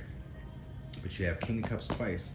My parents are Scorpios, but yet, yes, my mom is a woman. However, she's a very masculine woman. Not visually. She definitely still does like feminine things, but whenever it comes time for man to man, for some reason she still needs to have control. So that could be a case with whoever it is that you're dealing with. Maybe it's both parents you're dealing with as well, even if they're together or not.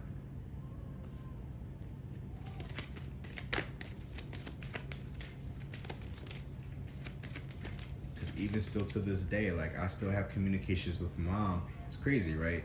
I don't talk to my dad, but I should really be talking to my mom either, considering that she kicked me out about 3 times when she had no reason to. Because her thing is, she doesn't want me in the house not paying bills.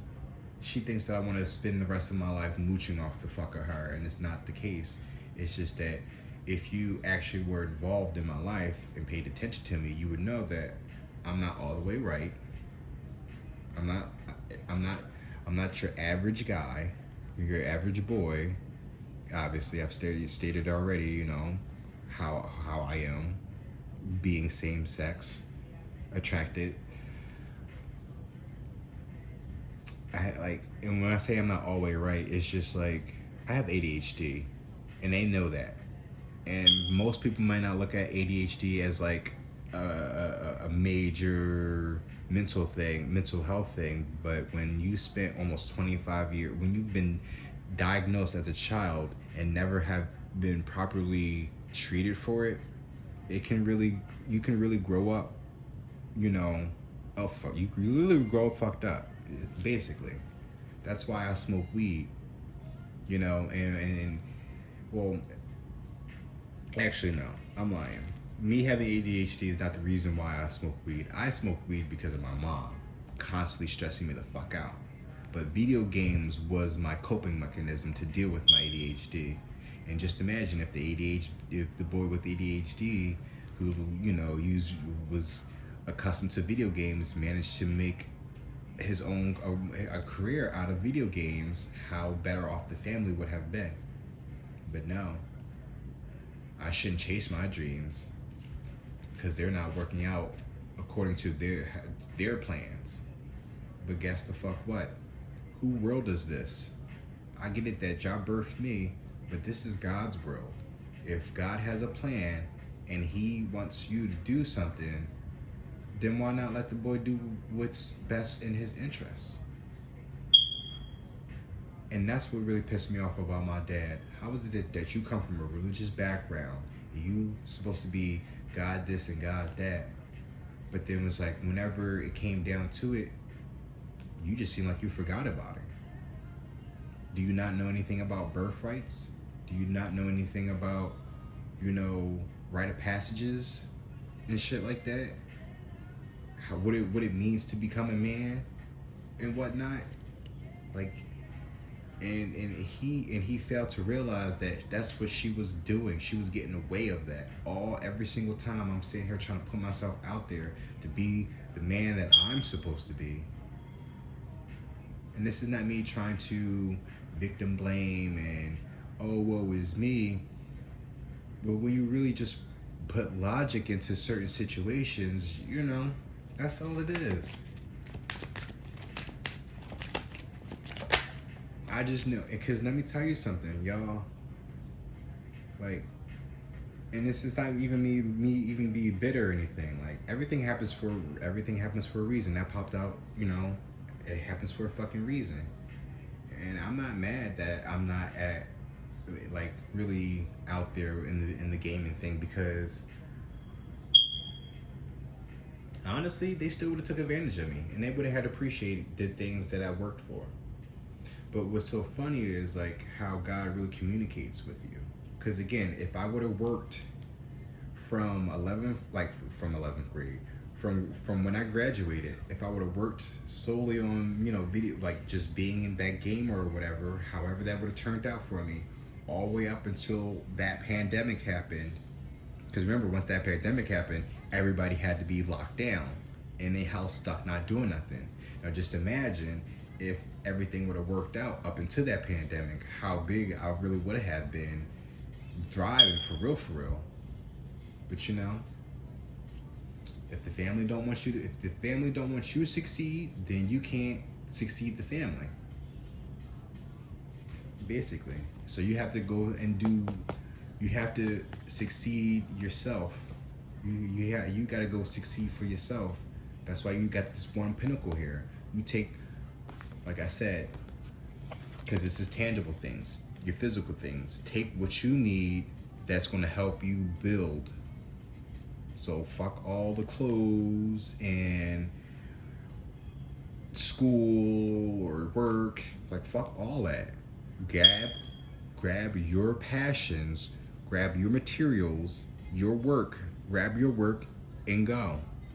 Work under the moon if you have to. Look, it's 12 o'clock. It's like 1 o'clock, 12 o'clock at night right now, and I'm working right now.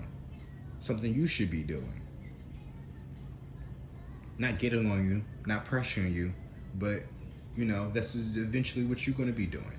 You might be you might actually get into tarot. If not, then it's still going to be something along the lines of your passions and God, regardless. Shit. Best of Me is now playing by Maya. Don't let nobody ever get the best of you. I can't let you get the best of me. Exactly. Don't let anybody get the best of you. Because you are a high value person. A high value person. Oh wait, high value. Damn. I thought that was the high moral card, but that's still, it don't matter though. But a high value person, that just means you want the best in life. You want the finer things in life. So this high value card was created, and it was inspired by Kevin Samuels with the whole high value man. And Kevin, he was really dropping gems on everybody. And anybody that's coming out their mouth trying to say that he wasn't listening to him in the first place. Y'all just hate him because of other bitches in your ear about dumb shit. Because they don't like how he was speaking to that specific woman. But you little do y'all know that sometimes y'all need to get talked like that. And it's not even just to the women, because he's also talking to men like that as well. But again, if y'all would literally follow this man's channel and watch and listen to the shit that he was talking about, and not just always take the clips that surface on the internet, I still feel like that man was murdered. But you know, it's not my business. But you are a high value person. Dream walking is there. Of course, dream walking I got from Multiverse of Madness.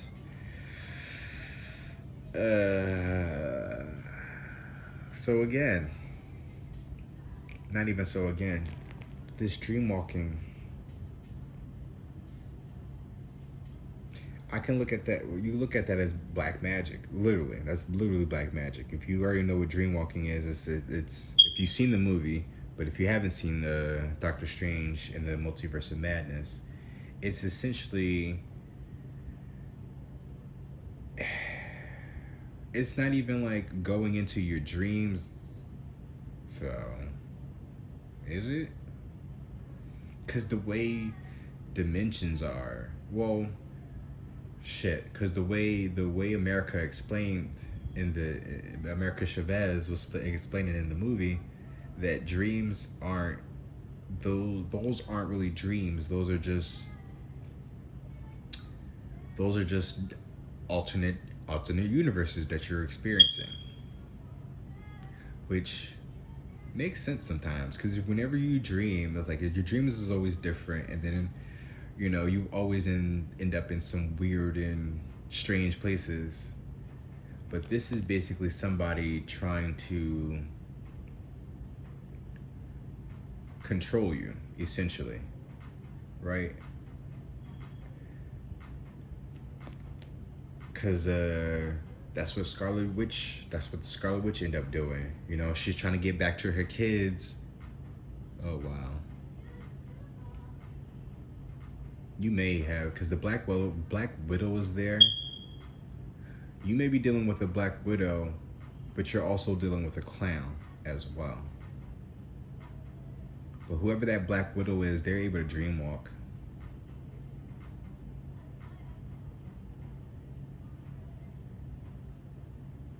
You may be Indian and fucking Jewish. I know I'm like really off on that tangent, but I'm just like, I'm looking at this over here and this, and I'm like, I'm looking at New York. I'm like, maybe that's the unexpected surprise. You could be fucking Indian and Jewish.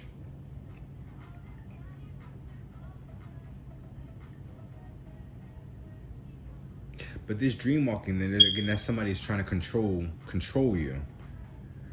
So Scarlet Witch, she used this method to try to get connected with another Wanda in a different universe, which was weird, because I'm like,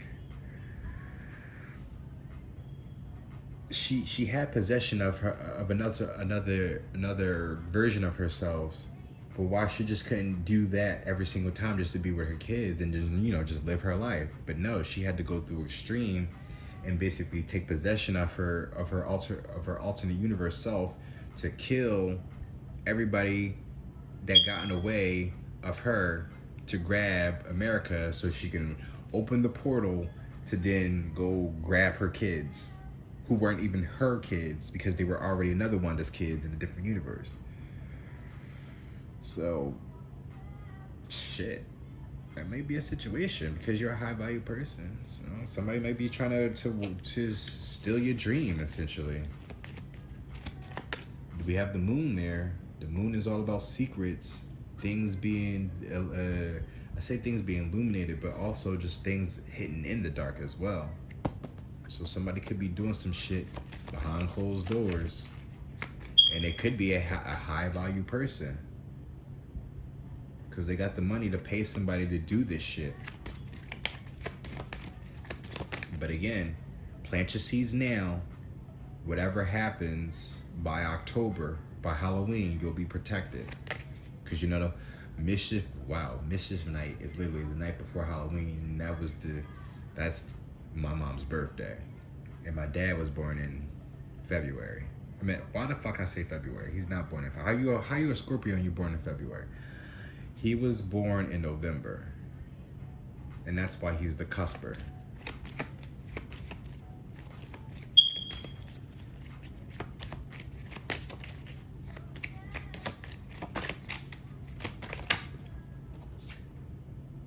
play the game.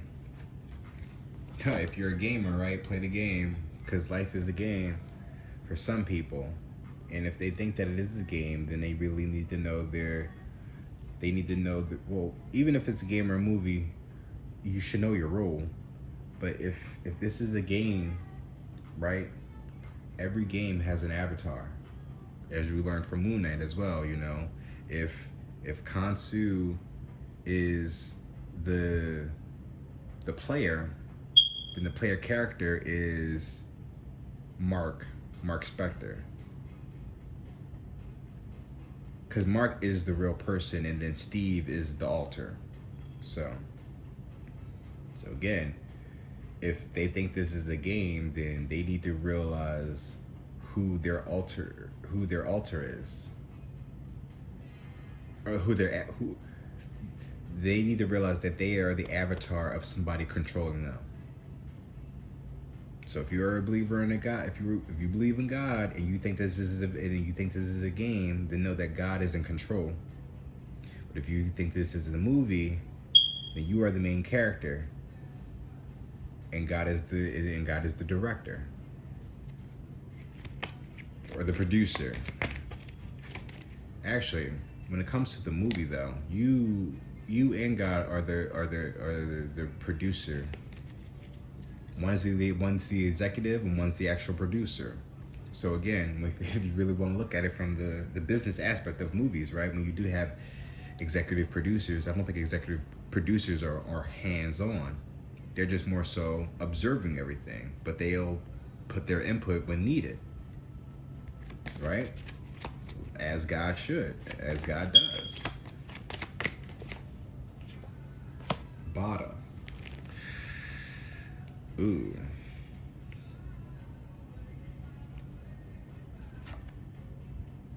Maybe this is you. Maybe this is somebody that you know, but bottom is here. Somebody is a bottom. Somebody likes to take it up the ass, because this is what this card is. I have a top, bottom. I have a versatile card as well. So it's either you could be a gamer and a bottom. I'm a reverse top. So I know I'm not a bottom. However, though, that's not a bad thing. It shouldn't be a bad thing in the beginning. Like, if you like to take it up the ass, you like to take it up the ass. I mean, it does feel good. That's why I'm verse top. I say that because I'm not in a relationship. I know if I'm in a relationship, then I'll be verse. So, but this also could be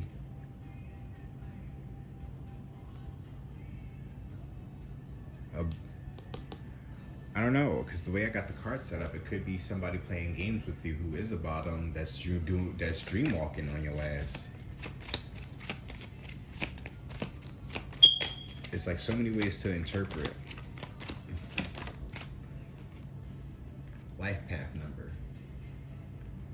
Say It Ain't So is now playing by Hall & Oates, but what is your life path number?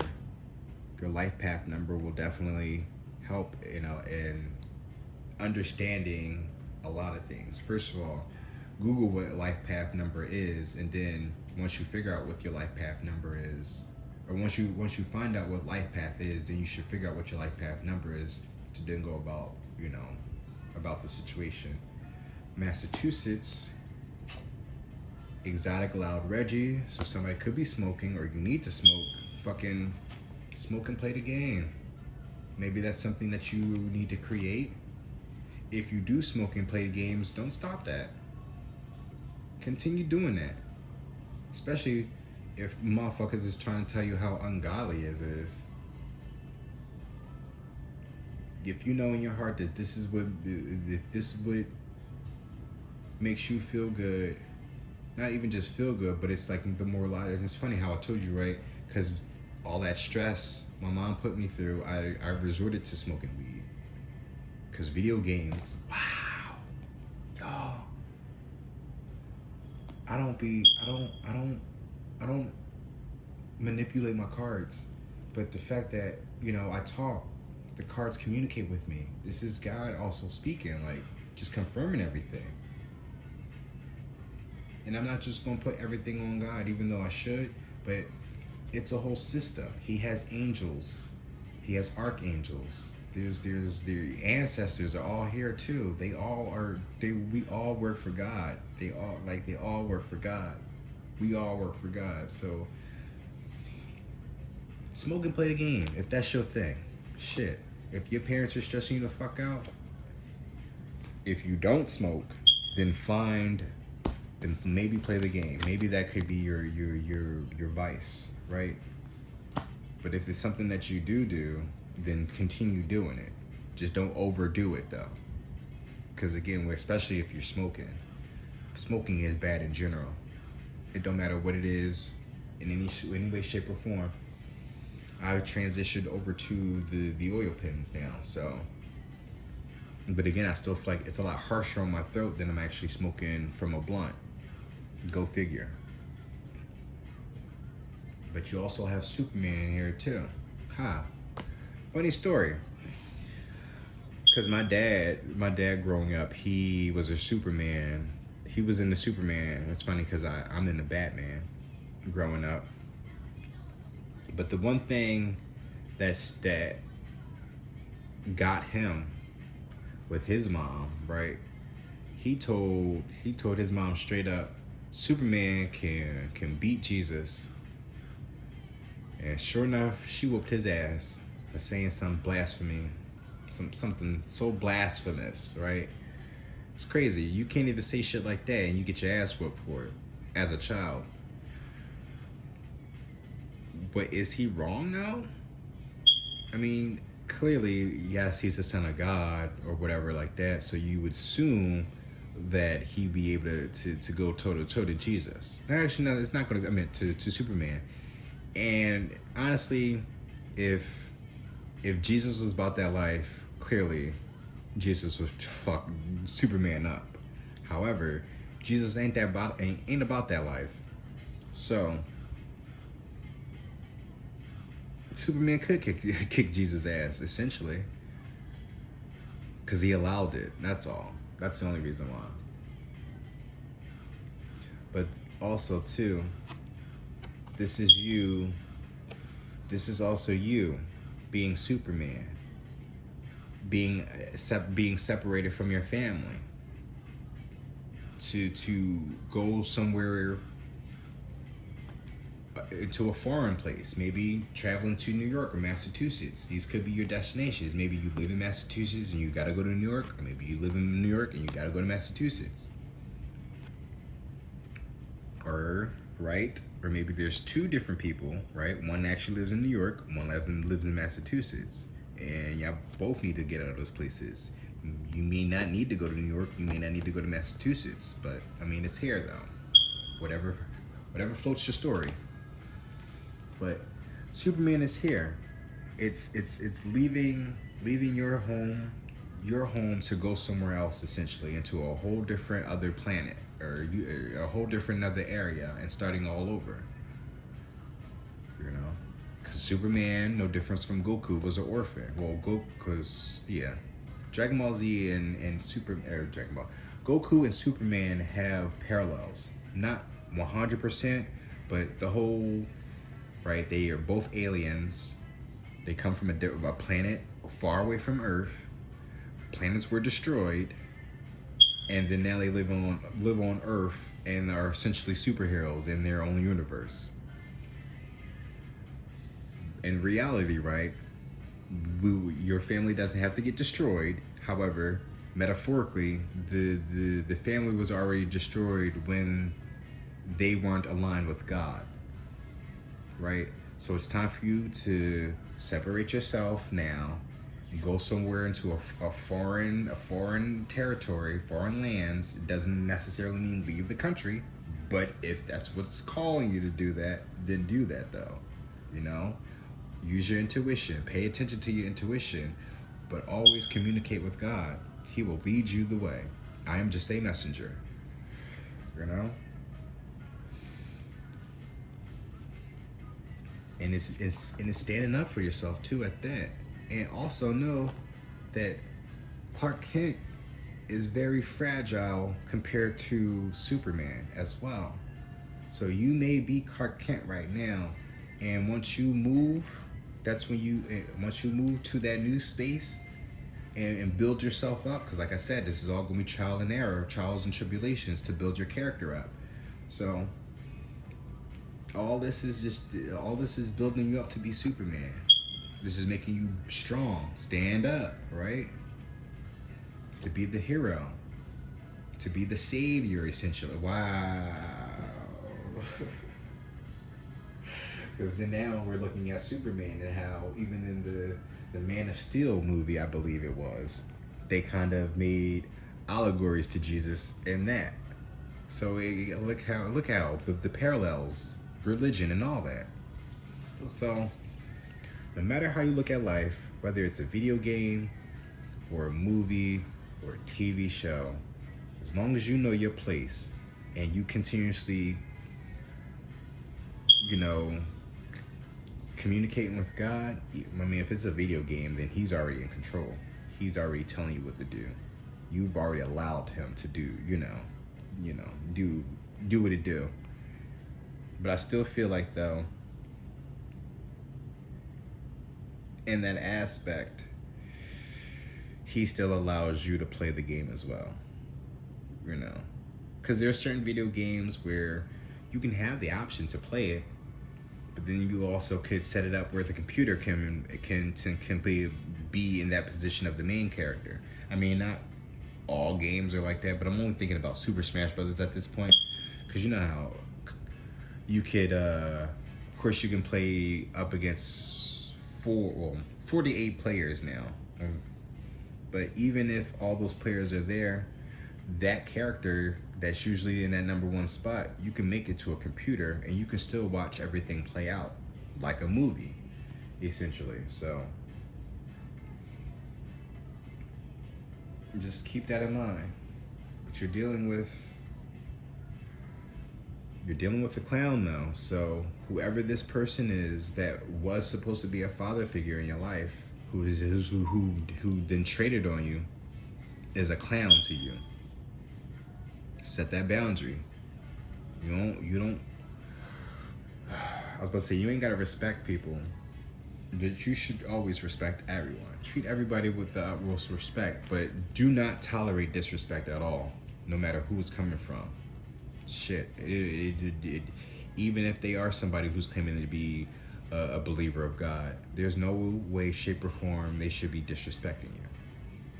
But then again, I don't know. Because sometimes the way I talk to people can be very disrespectful because people don't know how to talk to me. But again, that. I also realize that my mouth can get me in trouble. So, because I know that the things that I say can really piss some people off and really get buck with me. It's not that I'm scared to fight. I'm just scared on my actions. I really think that I might go overboard and might accidentally kill somebody. And again, I don't want to put that out there on anybody, However, when you play with people's emotions, right, is either they looking at you like a clown or you got to look at them like the clown. But you don't let them play you for a fool. Period. But the song that's playing now is The Stars Are Blind. The Star. By Paris Hilton, too, at that, right? Just think about that. Paris Hilton made a song. Actually, this is the album now. But look at that, though. She was another one who came from...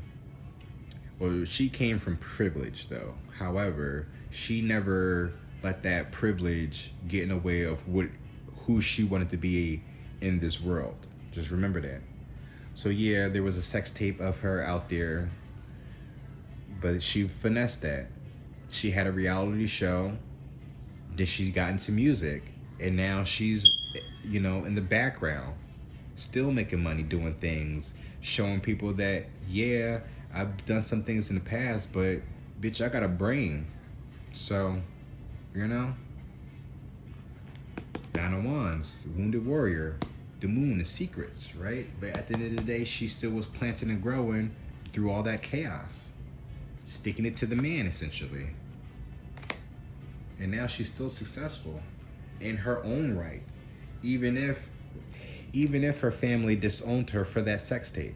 Not saying that they probably did, but maybe they would if they did, right? And she still had to like make it like really have to get a job and stuff like that.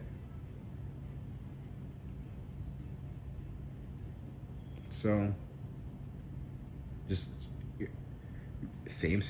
not the same scenario, but look at the parallels, the innuendos, family traditions, the black sheep, because Paris Hilton was a black sheep, especially if you're comparing her to Nikki, because we don't really know about Nikki more so. Now, I'm not talking about Nicole, because Nicole Richie was her best friend, but she does have an older sister named Nikki, right? And she still, she still made a name for herself outside of that sex tape. You could, I guess you could say the same thing for Kim Kardashian. However, she took the blueprint from Paris and then expound upon it. Like literally took the blueprint and expanded upon it. It wasn't like, oh, I'm taking notes and I'm a paraphrase. She literally made a sex tape, got famous on it, had a reality show, and then just been doing her own thing ever since. So she literally took the blueprint and expanded upon it. And maybe you could do the same thing. But I feel like you should be more like Paris than Kim. Because then everybody's all up in Kim's business. Ciao. But I'm going to go through these oracles once again. Karmic family and friends doesn't have good intentions, hidden by the veils of labels, trauma, pains, limited beliefs, as we've been talking about. And these are just your family. And then also the blue card, the water, emotions. Keep that in mind. I feel like I'm standing in the middle of a crowded room, screaming at the top of my lungs, and no one's even looks up. Rose from the Titanic. You are Rose, bitch. Get the fuck out. She survived that ship. Remember that. We talk about all the emotions, the water, time to jump ship. That fucking weirdo may be Jack. Shit. Saving you. You win some, you lose some. But you live. You live to fight another day. Life's not fair, but you are awesome. Remember that. Social media. Stalking, watching, looking, Inspector Gadget. What you doing and with who? They're gonna be watching you on social media. Once you break free and you do the things that you do, you're gonna be all over the social media. And that's when the slander and stuff is gonna come out. But again, you'll be protected by harvesting season. Because I feel like that's still like, fall. Lopsided is now playing by At the Drive-In. You don't have the fucking gut. You don't have the guts to be what you want to be. You need people like me so you can point your fucking fingers and say, that's the bad guy, Tony Montana. So again, like I said, people are going to try to make you look like the bad guy, Chung-Li, when they really were the bad guys. Because they don't have the fucking guts to really admit where they were wrong at in this situation and why you're out here speaking on certain things that apparently you're not supposed to be speaking on because they're secrets. Bullshit. Boundaries, personal boundaries, healthy choices, empowerment, direction, not dealing with. Exactly. You're not dealing with nobody who's not trying to have healthy boundaries and choices and want to put you in the right light. Like, if they're not going to put you in the right light, then what your truth is only speaking up on things. It's putting you in the right light because they don't want to put you in the right light. So if they don't want to put you in the right light, your truth will put you there, and we'll put them out, and we'll bring out whatever they had hidden in the dark too. Because they want to keep you in the dark with their secrets. Wow. But Henry Matisse, Unleash the beast within. Productivity even in pajamas. Sketch boldly and paint with a big stick. And like I said before, it doesn't necessarily mean be. The metaphor is like it's what I get from that is just being comfortable. It's like waking up and just doing it. Relax is now playing by Freddie. Freddie Goes to Hollywood. Hollywood could be another significance to you. And another place that you could travel. I mean, we're talking about creativity and stuff like that. Well, New York and Hollywood. So maybe you are from Massachusetts and you need to get the fuck out and go to New York or Hollywood. Piet Mondrian. Logic should come from the heart. True simplicity takes a lot of concentration.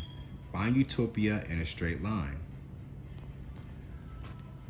The simplest things will lead you to where you need to go. It doesn't need to be that difficult. Once you use your logic, things will be a lot simpler. It only gets hard because it's a test. It's testing time. Pop quiz. So, what are you gonna do to pass this test? Basically.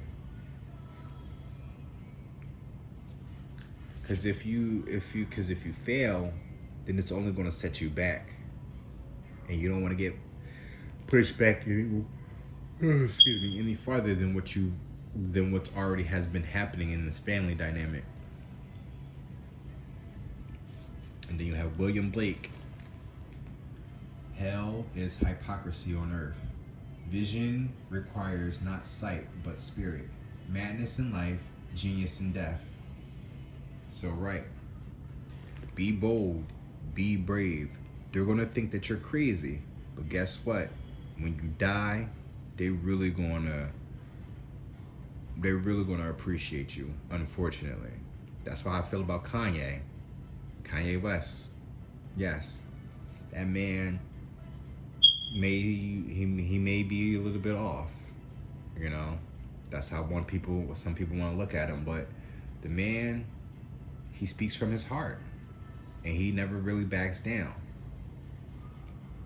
So, if another thing too, check out that documentary on Netflix if you're able to. If you can't get it on Netflix, Google it. But it's called Genius. But it's not spelled the traditional way. So, but it's a 3-part documentary about Kanye and how he came up into the scene, starting off as a producer and making his way into being one of basically an icon. An icon. So you might want to do some studying as well, because the pages, Page of Wands, that's the Ace of Wands. The page did show up. So definitely study, because learning is key. Learning is fundamental. And then that's not suggesting reading a book either. You don't necessarily have to pick up a book. If it helps, it helps. However, your experience in life is also something that you could learn from. Well, clearly, right? Life lessons. So, and in order for you to learn, if you have to learn in order for you to move forward. If you want to be a star, you're going to have to learn a lot of shit to become that star, no matter what it is. And now Play is playing by J-Lo, featuring Christina Milian, because I'm not going to discredit her like they could discredit her in this damn song. But yeah, you are a high value person. Remember that. You want the finer things at life. You know what you want and you go get it, at no matter the cost. But high value men, or a high value person, is somebody who is a hard worker. They work hard for the things that they got. Now, again, because this is not traditional, you still have to work. But working hard, not in the traditional sense. So I'm not expecting you to be just trying to keep yourself up all night to try to like read up on books and things like that. No. I mean, you can do that because but that's working hard though. You need to work smart. Working smart is working hard for me. So every day, just piece by piece, as long as it's something benefiting you. That's it.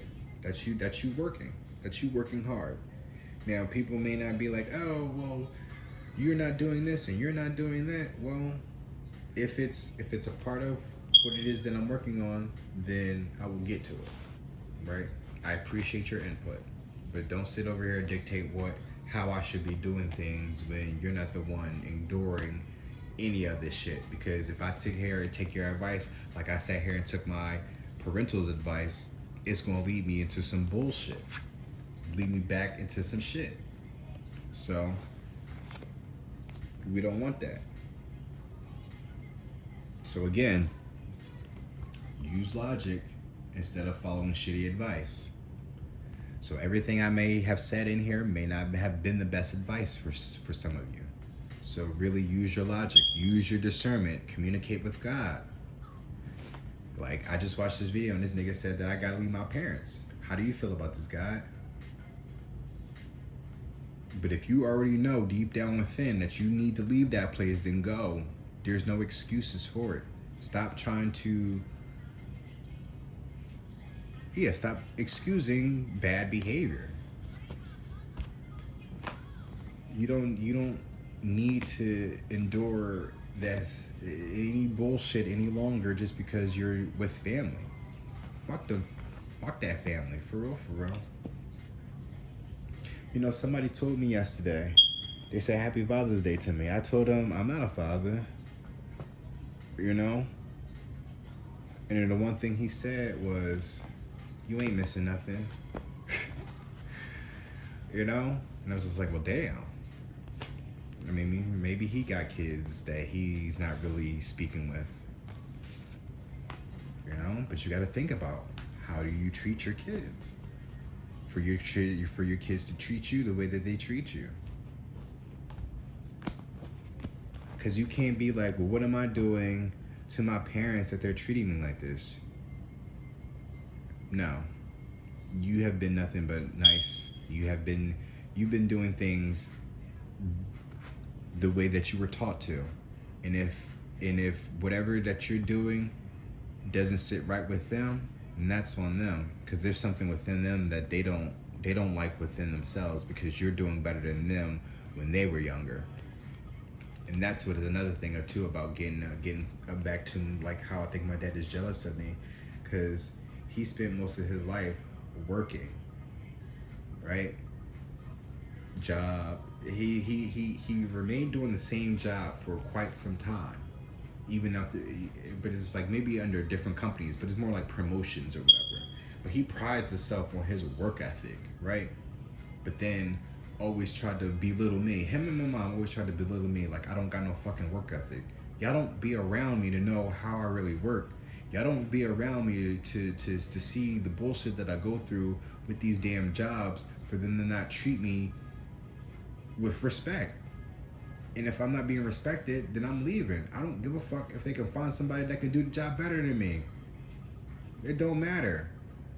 Okay, well, you quit your job, now what? Okay, well, it's either one, I find another fucking job, or two, I make my own job. And that's what I've been trying to do. But they be trying to fucking put their own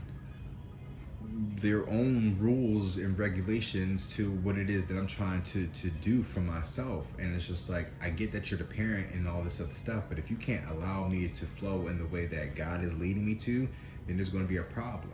And that's always been their issue. They never put their faith in God because they were so fucking in control of my life. And now look at how their lives are turning out.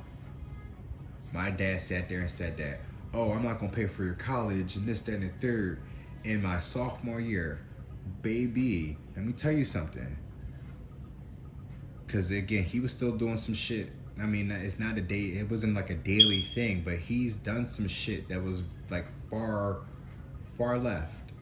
You know, as far as trying to discipline me, there's certain ways you should discipline your child. You don't have to fucking, you don't gotta put your hands on them, put them through a fall, put them through a wall, or force them to eat out of a trash can. Put it like that. I have to keep it blunt with y'all, cause like, you know, and he prides himself on that. Well, on him, he felt like that was necessary. Like he never really felt bad about that. He still tries to get on me about that situation because I'm ranting again. I'm sorry. Well, again, I have to get personal with y'all. Because maybe I have to explain my scenarios in order for you to get the fuck out of Dodge, right? Because, you know, one of my dad's things was never wasting food. That was something that he was raised on, never wasting food, because he grew up with a whole bunch of people or whatever like that. But it was just me and my sister and my mom, and he would, you know, from time to time come in. But when I did live with him, right, from 6th grade to 12th grade, and I believe it was my senior year. Not my senior year, then it was my sophomore year. But, you know, at this point, of course, I know better not to waste food. However, if I've never in my life wasted food, right? If this was my first offense, and even if this wasn't my first offense, when was the last time that has happened before, right? You know, if it's not a constant thing, then there shouldn't be no reason for you to go this drastic for trying to discipline your child, regardless of age. I'm still your son, you know, even still at 30, I'm still his son.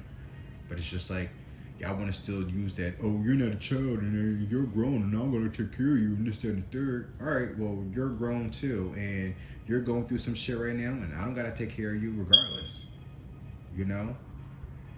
It's fucked up. It's a fucked up way to look at things, but this is how you have to look at things. When motherfuckers want to treat you like this, you got to treat them like this. And it's not being petty. It's protecting your peace of mind. For people so basically, right? You know, I basically wasted some food, and it wasn't intentional. It was just like I didn't properly heat up the food. And when I sat here and took bites out of it, it was still cold. So instead of putting the food that I'm chewing up in my in a napkin, right, I end up just throwing it up all over the plate. So I end up throwing it in the trash because I'm like, fuck, I didn't mean to just like I didn't mean to do that, but threw it in the trash anyway. Time goes by, I'm sitting there talking to my one of my best friends. He comes knocking on my door. He tells me to get off the phone because he needs to talk to me. Get off the phone, go into the kitchen. Then, in an instant, he snaps. Goes off. You know better, blah, blah, blah, blah, blah. I sit here, I work all day in and day out, wah, for you to sit here and you disrespect me like this. And he's just going off at the mouth, not even letting me trying to explain myself. The next thing you know, he basically picks the chicken out, throws it at me, and tells me to eat it. Yes, he made me eat chicken out of the trash can, y'all. And you think I'm supposed to have respect for this man? Right? And then I don't know how I end up getting out of the kitchen to get into the living room, but right, so he's still on a rampage, and he ends up pushing me in the wall, and then we end up getting a hole in the wall. Him still being pissed off, he calls my mom. My mom doesn't know what the fuck is going on, and at this time she's still a cop and she's at work at the time. So when my dad is calling her all heated, she thinks that like something bad happened. Well, I mean, it did, but she thinking like something really was like severe going on, the way he was acting. But she had to come up there, but because she's in uniform, she had to call the cops in that area because one, she's in uniform and she is leaving her work to come up here, so she had to let them know that she's a cop coming to you know, it's procedure, it's all protocol, whatever. So she comes in with these cops and he's all like, well, you brought the cops with you, like getting all mad and stuff like that. And she's trying to explain to him like, oh, this is what I have to do. So he basically got my stuff in this little bag and I left. I guess he calls himself kicking me out. That's not the first time he tried to kick me out, because the man is crazy. But, and even in that instant, right, like when I'm sitting there and I'm talking to my mom on my way back to her house, I'm like, I want emancipation. Like that was my final straw from him. Like I did not want to be bothered by him. Like fuck him. If he got hit by a bus or anything, like good riddance, you know. But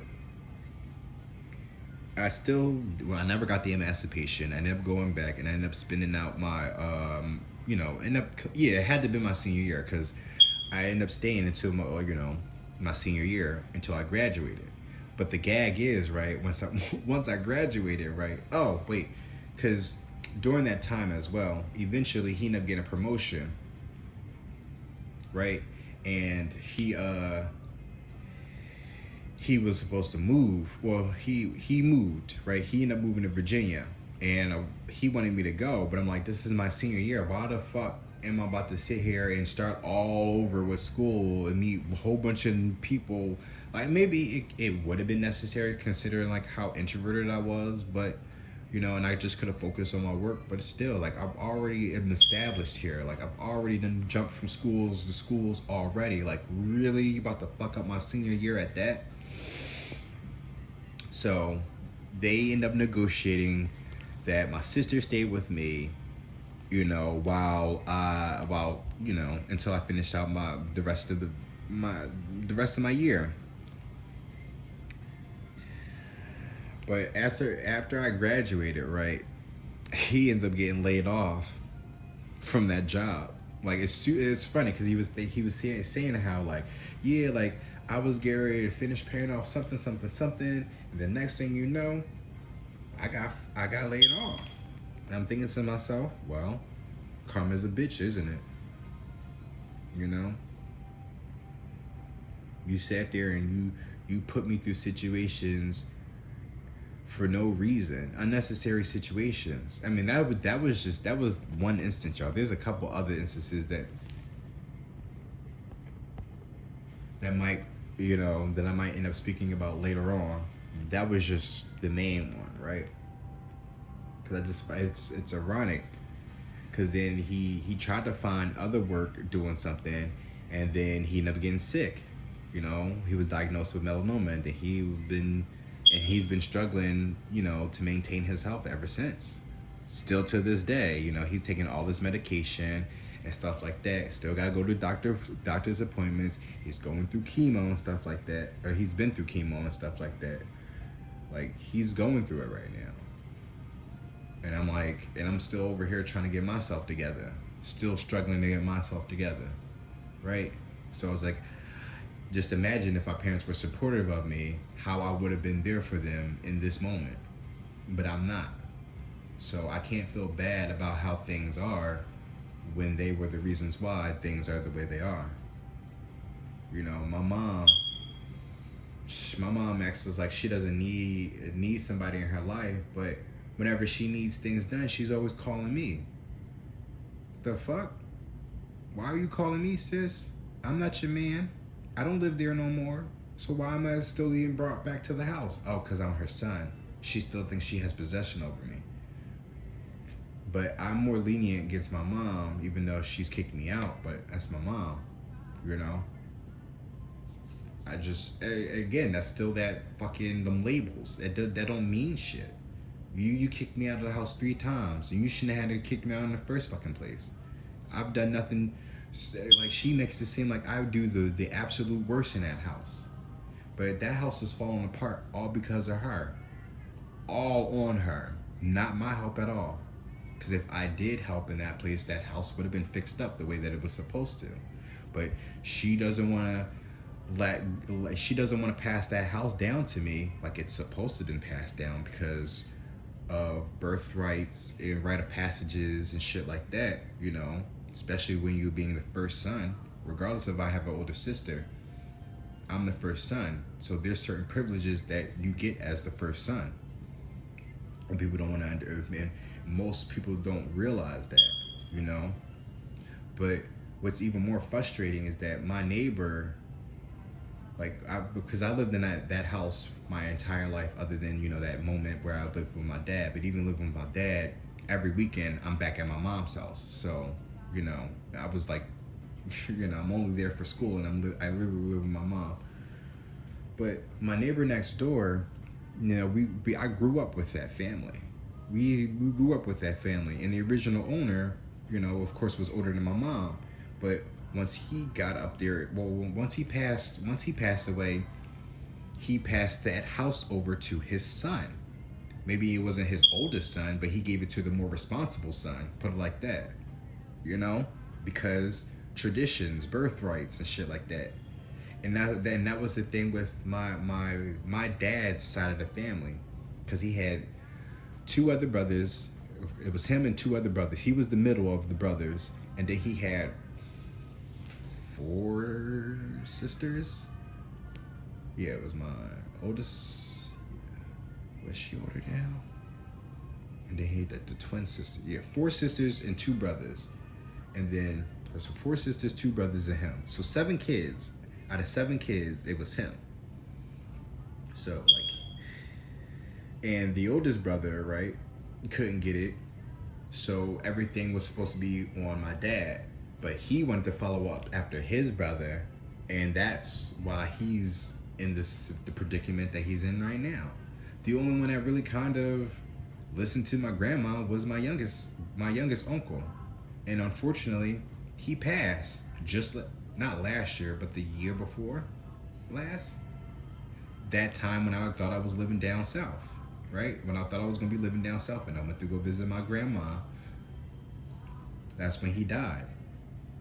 Cause they called on Christmas. He was in the hospital, you know.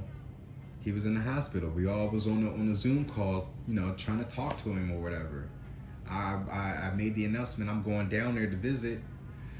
Surprise, happy birthday to my mom. I meant to my grandma. And then literally on her birthday he died. But we didn't get the news until the next day.